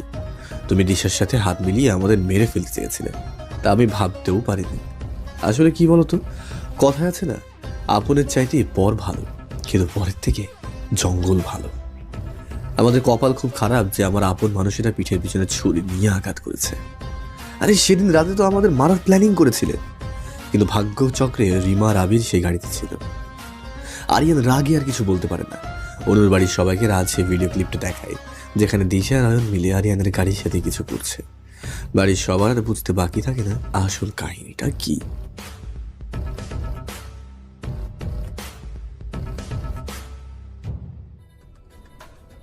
অয়ন কোনো কথা না বলে পুলিশের সাথে চলে যায়।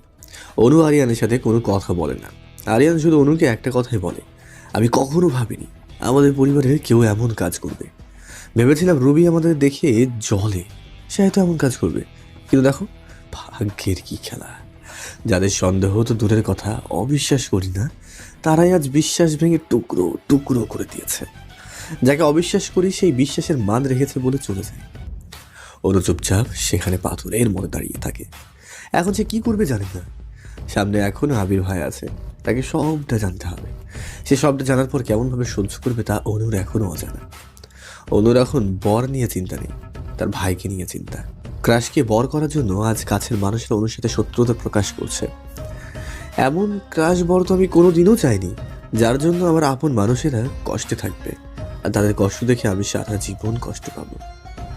সময়ের সাথে বেদনাময় কালো আরেকটা দিনের সূচনা হয়। আবিরের জ্ঞান ফিরে আসে। আবিরের হাত পায়ে ব্যান্ডেজ করা, এগুলোতে সমস্যা হয়েছে কিছুদিন। আর কিছুদিন রেস্ট করলে অবশ্য ঠিক হয়ে যাবে আশা করা যায়। কিন্তু আবির জ্ঞান ফিরে পাওয়ার পর থেকে সে বারবার সবার কাছে রিমার খবর জানতে চাইছে। নিজের গর্ভবতী বউয়ের খবর জানতে চাওয়াটা তো স্বাভাবিক একটা ব্যাপার।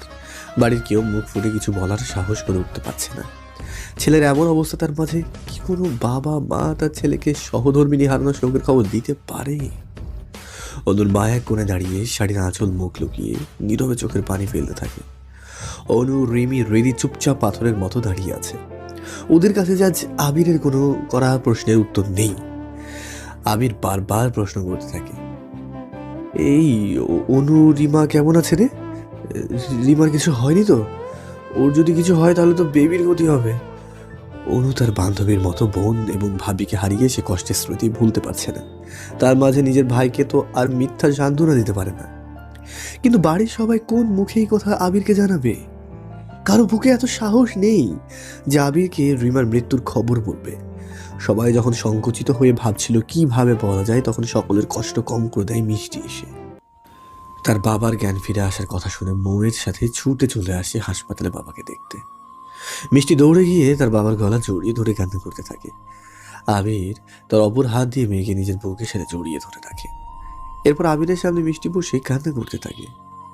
আরে আমার মেয়েটা এমন বোকাদের মতো কান্না করছে কেন? জানো বাবা, আজ কতদিন আম্মুকে জড়িয়ে ধরে ঘুমাতে পারি না। আম্মু আমাকে খাইয়ে দেয় না, একটু আদরও করে না।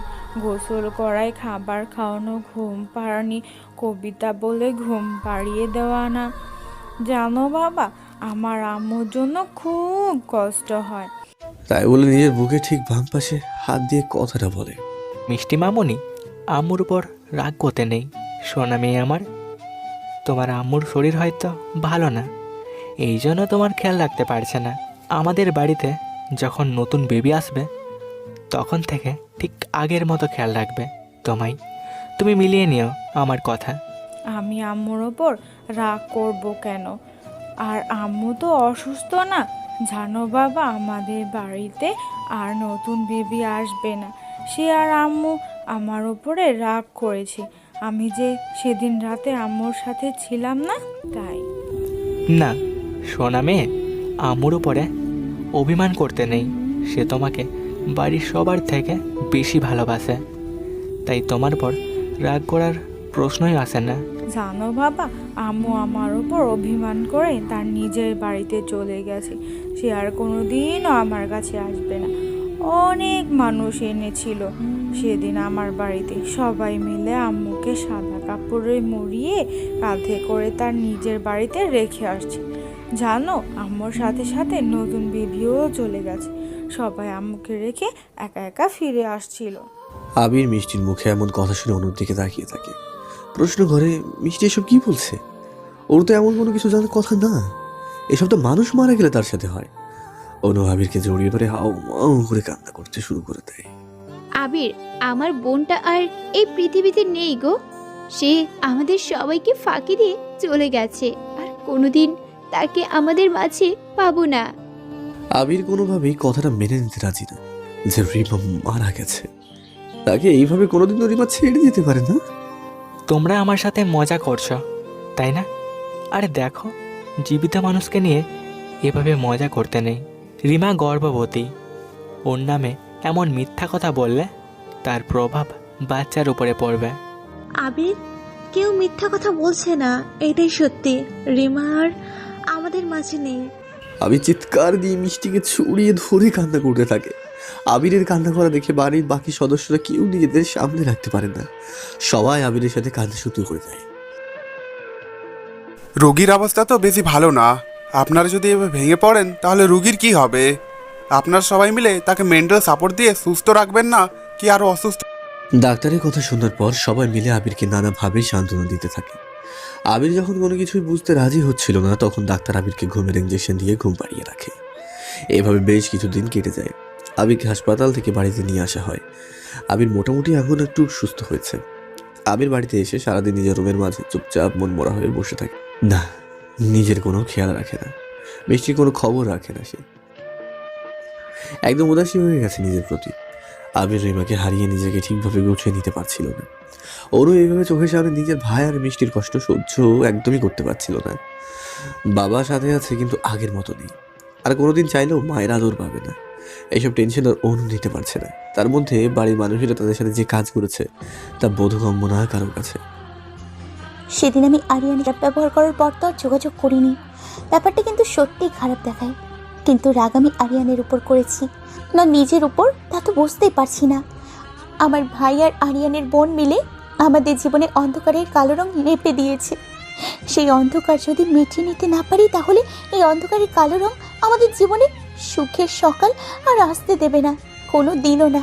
তবে আরিয়ানের সাথে সবটা ঠিক করার আগে আমার ভাইয়ের জীবনে যে অন্ধকার নেমে এসছে সেই অন্ধকার মিটিয়ে আলোর ব্যবস্থা তো করতেই হবে আমাকে। এইসব 7-5 ভেবে অনু সিঁড়ি দিয়ে উপরে উঠতে যাবে, ঠিক তখনই সিঁড়ির সামনে মাথা ঘুরিয়ে পড়ে যায়। অনুর মা অনুকে মেঝেতে পড়ে থাকতে দেখে অনু বলে চিৎকার করে ওঠে। আবির মায়ের চিৎকার শুনে নিচে এসে দেখে অনু অজ্ঞান হয়ে পড়ে আছে মেঝেতে, কপালের পাশে একটু কেটে রক্ত ঝরে পড়ছে। আমি তাড়াতাড়ি করে অনুকে হসপিটালে নিয়ে যাই। আপনার বোন অতিরিক্ত টেনশন করার জন্য তার শরীর খুবই দুর্বল, আর এই সময় যদি টেনশন করে তাহলে বাচ্চা এবং মায়ের দুজনেরই ক্ষতির কারণ হতে পারে। আপনার বোনকে সবসময় হাসি খুশি পরিবেশে রাখবেন, তাহলে বাচ্চা আর মা দুজনেই ভালো থাকবে। আমি মাথায় ব্যান্ডেজ করে দিচ্ছি আর কিছু মেডিসিন লিখে দিচ্ছি, সেগুলো রেগুলার খাওয়াবে। আর এখন থেকে রুগীর প্রতি বাড়ির সবাইকে যত্নশীল হতে বলবেন। এরপর থেকে রুগীকে সাবধানে চলাফেরা করতে বলবেন। এখন আর সে একা নেই, তার মাঝে আরেকটা প্রাণ বড় হচ্ছে।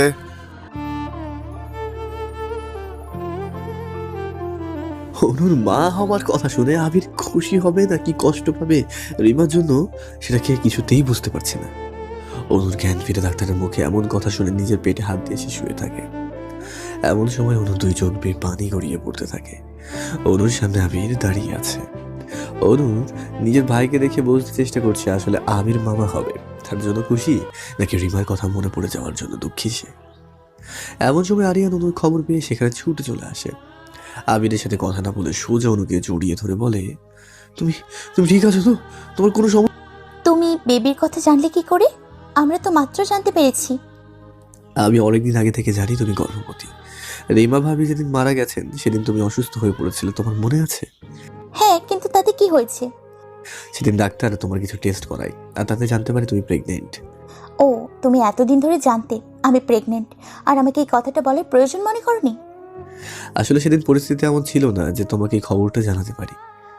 পরিস্থিতি এমন ছিল না বুঝলাম, তবে এরপরে কি আমাকে জানানো যেত না, নাকি জানানোর প্রয়োজন বোধ করনি বলো?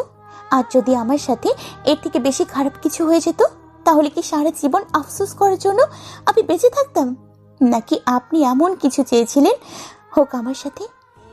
অনু, আমি তোমাদের 2 জনকে ভালোবাসি, এমনটা আমি স্বপ্নেও ভাবতে পারি না। আমার বাচ্চা হবে, আমার জীবনের এত বড় খুশির খবর আপনি একা জেনে বসে রইলেন। এটা ঠিক কাজ করেননি আপনি, বুঝলেন? এমন সময় আবির অনুর হাত ধরে ওকে আরিয়ানের সামনে থেকে নিয়ে সোজা বাড়িতে চলে আসে। পরিস্থিতি কি আর আমার অনুকে আমার কাছে আসতে দেবে না? উফ, বউ আমার বাচ্চা, আমি আছি বনবাসে, এটা মোটেই ঠিক কাজ না। পরিস্থিতি যত বিপরীত দিকে চলতে থাকুক না কেন, আরিয়ান সব পরিস্থিতি নিজের অনুকূলে আনতে জানে। আরিয়ান পরের দিন সকালে নিজের ব্যাগ বস্তা নিয়ে সোজা শ্বশুর বাড়িতে গিয়ে উপস্থিত হয়। অনুর বাবা মা তাদের জামাইকে এমন অবস্থা দেখে একদম অবাক হয়ে যায়। আব্বাজান, আপনি ভালো আছেন তো? জানি এমন পরিস্থিতিতে ভালো থাকা যায় না, তারপরও ভাগ্যের উপর তো কারো হাত নেই, একমাত্র আল্লাহ জানে কার ভাগ্যে কি লেখা আছে। জি বাবাজি, তুমি ঠিক কথা বলেছ, সবকিছু আল্লাহ ভরসা। দেখেন, আমি জানি এটা খুব খারাপ সময় যাচ্ছে সবার জন্য। রিমা ভাবি আমাদের সবাইকে ছেড়ে চলে গেছে, তার জন্য এখন দোয়া দান এগুলো করতেই হবে। মন খারাপ তো হবেই যখন তার কথা মনে পড়বে। তার জন্য তার সবার জীবন থেমে থাকবে না, আমাদের সবাইকে সময়ের সাথে সামনের দিকে এগিয়ে যেতে হবে। এখন অনু প্রেগনেন্ট, এই অবস্থায় যদি বাড়ির পরিবেশ এমন খারাপ থাকে তাহলে ও আর আমার হবু বাচ্চার জন্য তা খুবই খারাপ প্রভাব পড়বে। এদিকে মিষ্টি ছোট একটা বাচ্চা মেয়ে, আপনাদের সবার উচিত ওর প্রতি বিশেষভাবে খেয়াল রাখা। সেই ছোট বয়সে তার মাকে হারিয়ে ফেলেছে, কেউ ইচ্ছা করলেও তার জীবনে মায়ের চাহিদা পূরণ করতে পারবে না। মায়ের মতো তো আর কেউ হতে পারে না, তাই ওর অবুঝ মনে যেন খারাপ কোনো দাগ না পড়ে সেদিকে সবার খেয়াল রাখতে হবে।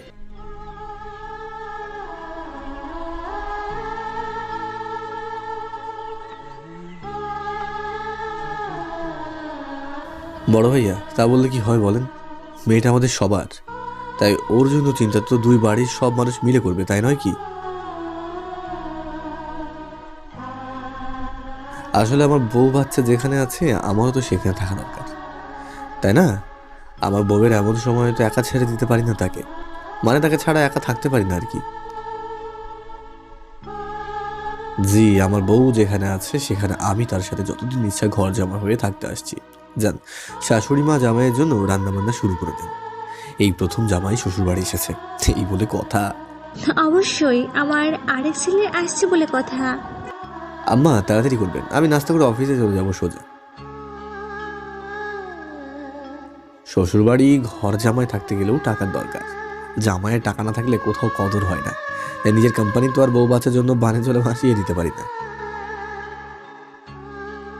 বউ বাচ্চা চিন্তা আছে বলে তো শ্বশুর বাড়ি আসছি। অফিসের সব কর্মচারীগুলোও তো আমার বাচ্চার মতো, আমার বিলাসিতার জন্য তো তাদের কষ্ট দিতে পারি না। আমি তার কিছু না বলে বাইরে চলে যাই। এই তুমি সাত সকালে আমাদের বাড়িতে, তোমার ব্যাপার কি বলো তো? মিষ্টি বউ আমার, আমি আমার বউ আর বাচ্চা থেকে দূরে থাকতে পারছি না, তাই বউয়ের সাথে শ্বশুর বাড়িতে থাকার সিদ্ধান্ত নিয়েছি। তুমি যে ঘর জামাই থাকতে আসো নাই তা আমি খুব ভালো করেই জানি, তবে তুমি এসে ভালো কাজ করেছো। আমরা তিনজন একসাথে থাকতে পারবো। এখানে তো দুইজন, তাহলে তৃতীয় জন কোথায়?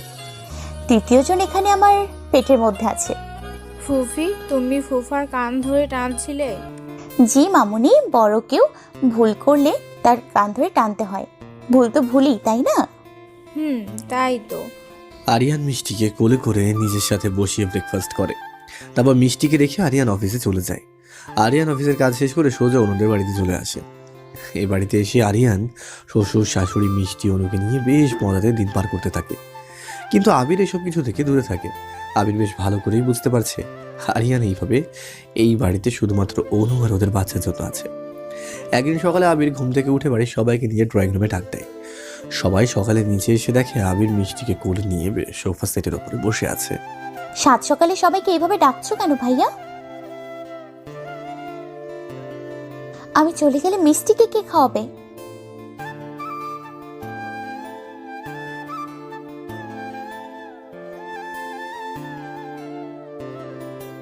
এরপর অনু আরিয়ান চলে যায় নিজেদের বাড়িতে। ওখানে গিয়ে দেখে বাড়ির পরিবেশ একদম বদলে গেছে। রিদি, রাজ সবাই ওদের বাড়িতে ফিরে গেছে। এখন এ বাড়িতে রিমি আর অনু শুধু বউ, তবে মাঝে মাঝে রাজ রিদি বেড়াতে আসে। অনুর এ বাড়িতে আসার পর থেকে সবাই অনুর খুব বেশি খেয়াল রাখে, কেউ অনুকে কোনো কাজ করতে দেয় না। এমনকি মৌ এই বাড়িতে চলে এসেছে, যতদিন না অনুর বাচ্চা হবে ততদিন অনুর খেয়াল রাখবে সে। দাদিমা তো অনুকে সারাদিন নানা রকম খাবার খাওয়াতে থাকে, এটা বাচ্চার জন্য ভালো হবে, ওটা বাচ্চার জন্য ভালো হবে, এইসব আর কি। আরিয়ান মাঝে মাঝে অফিস থেকে আসার সময় মিষ্টিকে সাথে করে বাড়িতে নিয়ে আসে। একদিন হঠাৎ করে মিষ্টির খুব জ্বর আসে, ছোট মেয়েটা একদম নিস্তেজ হয়ে যায় জ্বরে। রিমি আর অনু মিষ্টিকে নিয়ে খুব চিন্তায় পড়ে যায়। এদিকে বাড়ির কেউ অনুকে সারা রাত জেগে মিষ্টির কাছে থাকতে দেবে না, অনু মিষ্টিকে ছাড়া থাকবে না। ভাবি তুমি যাও, আমি মিষ্টির খেয়াল রাখবো। তুমি নিজের আর হবু বেবির খেয়াল রাখো। তোমার এমন সময় রাত জাগা ঠিক হবে না। অনু তুমি যাও, আমি আর আয়াত তো আছি নাকি। মিষ্টি কিন্তু আমার বোনের মেয়ে, ওর প্রতি ভালোবাসা আমার কিন্তু একটুও কম নেই। অনু আর কিছু না বলে নিজের রুমে চলে যায়। এদিকে পরের দিন সকালে ঘুম থেকে উঠে এসে দেখে মিষ্টি মৌকে জড়িয়ে ধরে ঘুমিয়ে আছে, তার পাশে রিমি ঘুমিয়ে রয়েছে। তুমি আমাকে একটু কোলে করে বাথরুমে নিয়ে যাবে, আমার ভালো লাগছে না। অনু মিষ্টিকে কোলে নিতেই যাবে, এমন সময় অনুর পেটে হালকা ব্যথা করে ওঠে। তাতে অনু আহ বলে চিৎকার করে ওঠে। কিরে তোর কি হলো?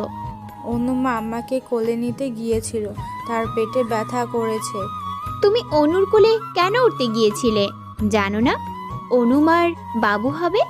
অমন উঁচু পেট নিয়ে তোমাকে কি করে কোলে নিবে? বাচ্চা মেয়ে এত কি বোঝো? সারা রাত জ্বরে ছিল মেয়েটা, তাই হয়তো ভালো লাগছিল না, কোলে উঠতে চেয়েছিল, তাই বলে মিষ্টিকে কোলে নিয়ে মৌ চলে যায়। রিমি অনুকে সিঁড়ি দিয়ে নামাতেই যাবে, এমন সময় আরিয়ান এসে অনুকে কোলে করে সিঁড়ি দিয়ে নামিয়ে নিজের সাথে করে হাসপাতালে নিয়ে আসে। আরে অনু, অভিনন্দন তোকে, তুই 2 বাচ্চার মা হবি, ভাবা যায়? বাহ, 2টা বেবি, ভাবা যায়? চিন্তার কোনো কিছু নেই, এই সময় এমন ব্যথা হতেই পারে, এতে ভয় পাবার মতো কিছু নেই। এরপর ওরা সবাই বাড়িতে এসে সবাইকে ডাবল খুশির খবর দেয়। 2 বাড়ির সবাই তো খুব খুশি, অনু 2টা বাচ্চা হবে বলে কথা। এদিকে আরিয়ান রাজ ভাবতে বসেছে তাদের 2টা বাচ্চা হবে। বাচ্চার নাম তো ঠিক করতে হবে। কি নাম রাখা যায় ওদের? বাচ্চার বাবা আর চাচা তোমরা, তাই বাচ্চার সুন্দর 2টা নাম রাখার দায়িত্ব তোমাদের।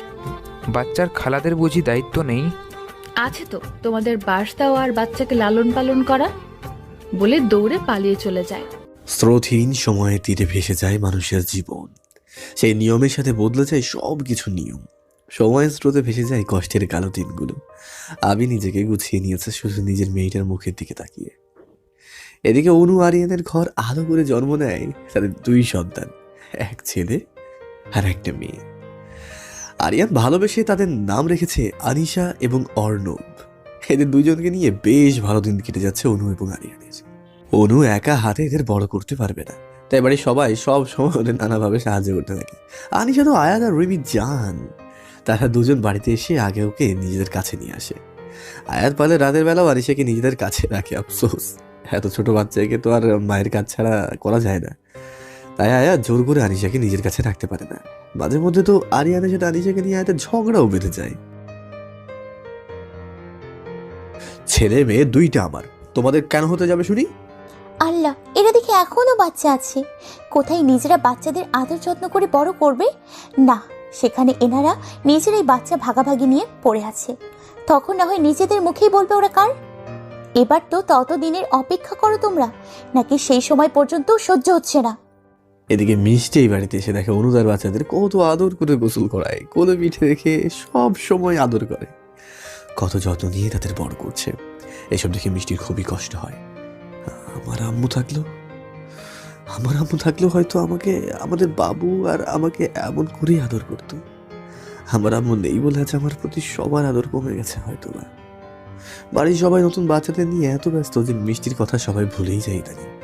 মা হারা মেয়েটা চোখের সামনে এমন আদর পেতে দেখতেও যে খুব ইচ্ছে করে কেউ ওকে ওইভাবে আদর করুক।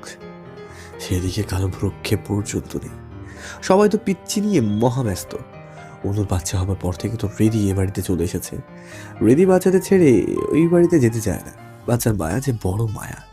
রাজ তো অর্ণব বলতে পাগল, সে তো ঘুম থেকে জাগে অর্ণবকে দেখার বায়না করে। তোমার জন্য দেখছি আরেকটা অর্ণবের ব্যবস্থা করতে হবে। আরে 100টা অর্ণব দাও আমাকে, আমিও তো চাই আমাদের বাচ্চা হোক অনেকগুলো। আল্লাহ, তাই বলে 100টা বাচ্চা কেমনে সম্ভব? তোমার মাথা ঠিক আছে তো? আরে এটা তো কথার কথা, 100 জন লাগবে না, আপাতত 1 জনকে দাও, তাহলেই হবে জানে মনে আমার। তোমাকে নিয়ে আর পারি না। এই বাচ্চাদের জন্য দেখি বাড়ির সবাই পাগল। দেখো কত কাহিনী হয়ে গেছে আমাদের জীবনে, তারপর এদের আগমন হয়েছে নতুন করে। যদি এদের সাথে নিয়ে সুখে না থাকতে পারি তাহলে কাদের সাথে সুখে থাকবো বলো তো? সুখে থাকার পুরো ব্যাপারটা আমাদের হাতে থাকে। কিছু সময় নিজের ইচ্ছা, রাগ, জেদ, ইগো এই সব কিছু কম্প্রোমাইজ করলে সবাইকে নিয়ে সুখে থাকা যায়। তবে একা নিজের চেষ্টায় এসব সম্ভব নয়। সবাইকে মিলেমিশে কম্প্রোমাইজ করতে হবে, তবেই সুখের দেখা মিলবে, নয়তো না। তোমার কথা ঠিক। অনু, বাচ্চাদের পেয়ে মিষ্টির কথা ভুলে যেও না। ও বাচ্চা মেয়ে। সবাই যদি বাচ্চাদের নিয়ে এভাবে আহ্লাদ করতে থাকে, ওর কচি মনে তা কিন্তু প্রভাবিত করবে। তুমি ঠিক কথা বলেছ। আমি বাচ্চাদের নিয়ে এত ব্যস্ত যে মিষ্টির কথা ভুলেই গিয়েছি। বাচ্চাদের সাথে ওকে একটু আদর করলে ফুরিয়ে যায় না আদরটা। কথাটা সবসময় মনে রাখবে অনু। ভাইয়া, তুমি কাজের জন্য বাইরে থাকো, সে সময় কিন্তু মিষ্টির কাছে মাও থাকতে পারে না। মা নানা কাজে ব্যস্ত হয়ে সব সময় মিষ্টিকে সময় দিতে পারে না। মিষ্টির জন্য হলেও তোমার হবে যে তোমার অনুপস্থিতিতে মিষ্টির খেয়াল রাখবে।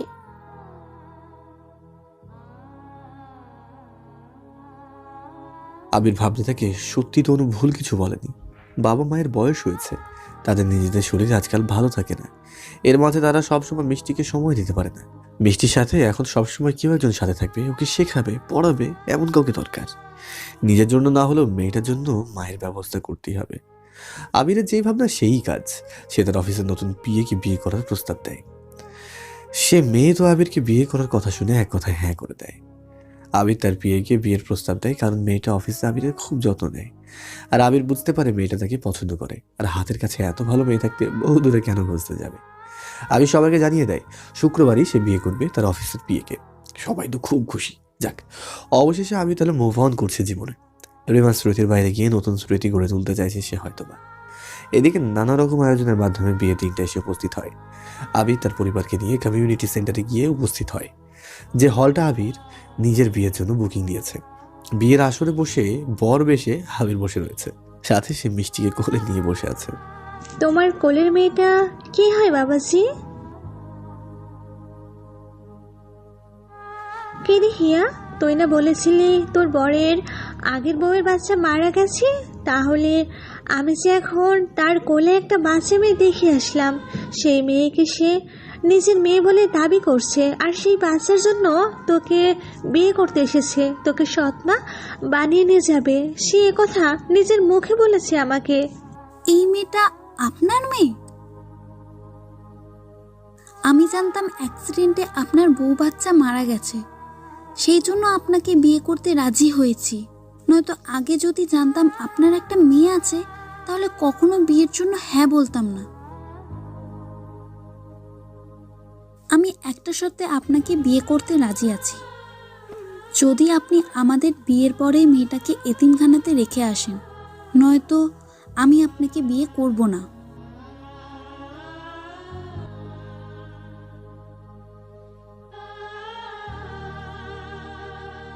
আমার সতীনের মেয়েকে নিয়ে সংসার করার কোনো ইচ্ছা নেই। রাখেন আপনার মেয়েকে কলিজার মাঝে ঢুকিয়ে। কোনো কুমারী মেয়ে জেনে বুঝে আপনার মতো লোককে বিয়ে করে নিজের জীবন নষ্ট করতে আসবে না। সে কথা বলে হিয়া তার পরিবারকে নিয়ে সেখান থেকে চলে যায়।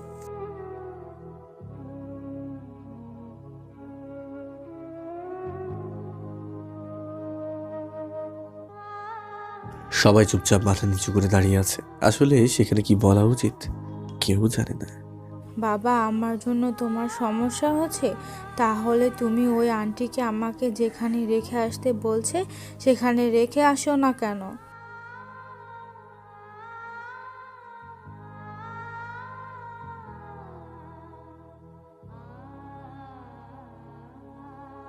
যাদের মা থাকে না তাদের বাবা কখনোই মায়ের মতো হতে পারে না বাবা। মা তো মায়ের মতোই হয়, তুমি তো মায়ের মতো করে ভালোবাসতে পারো না আমাকে। কাজী সাহেব, আমি মিস্টার আবির খানকে বিয়ে করতে চাই, আপনি আমাদের বিয়ের ব্যবস্থা করেন। বাড়ির সবাই তো একদম হাঁ করে তাকিয়ে থাকে।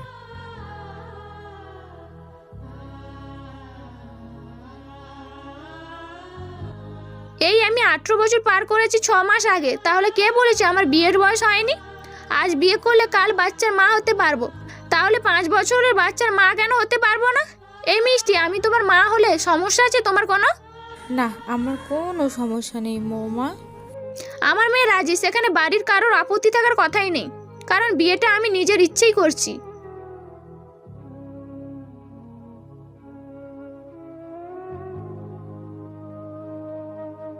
আমি জানি, দেখো ভাবি, আমার ভাই তোমার ক্রাশ বর, তোমার ভাইটাকে না হয় আমি আমার ক্রাশ বর বানিয়ে নিব।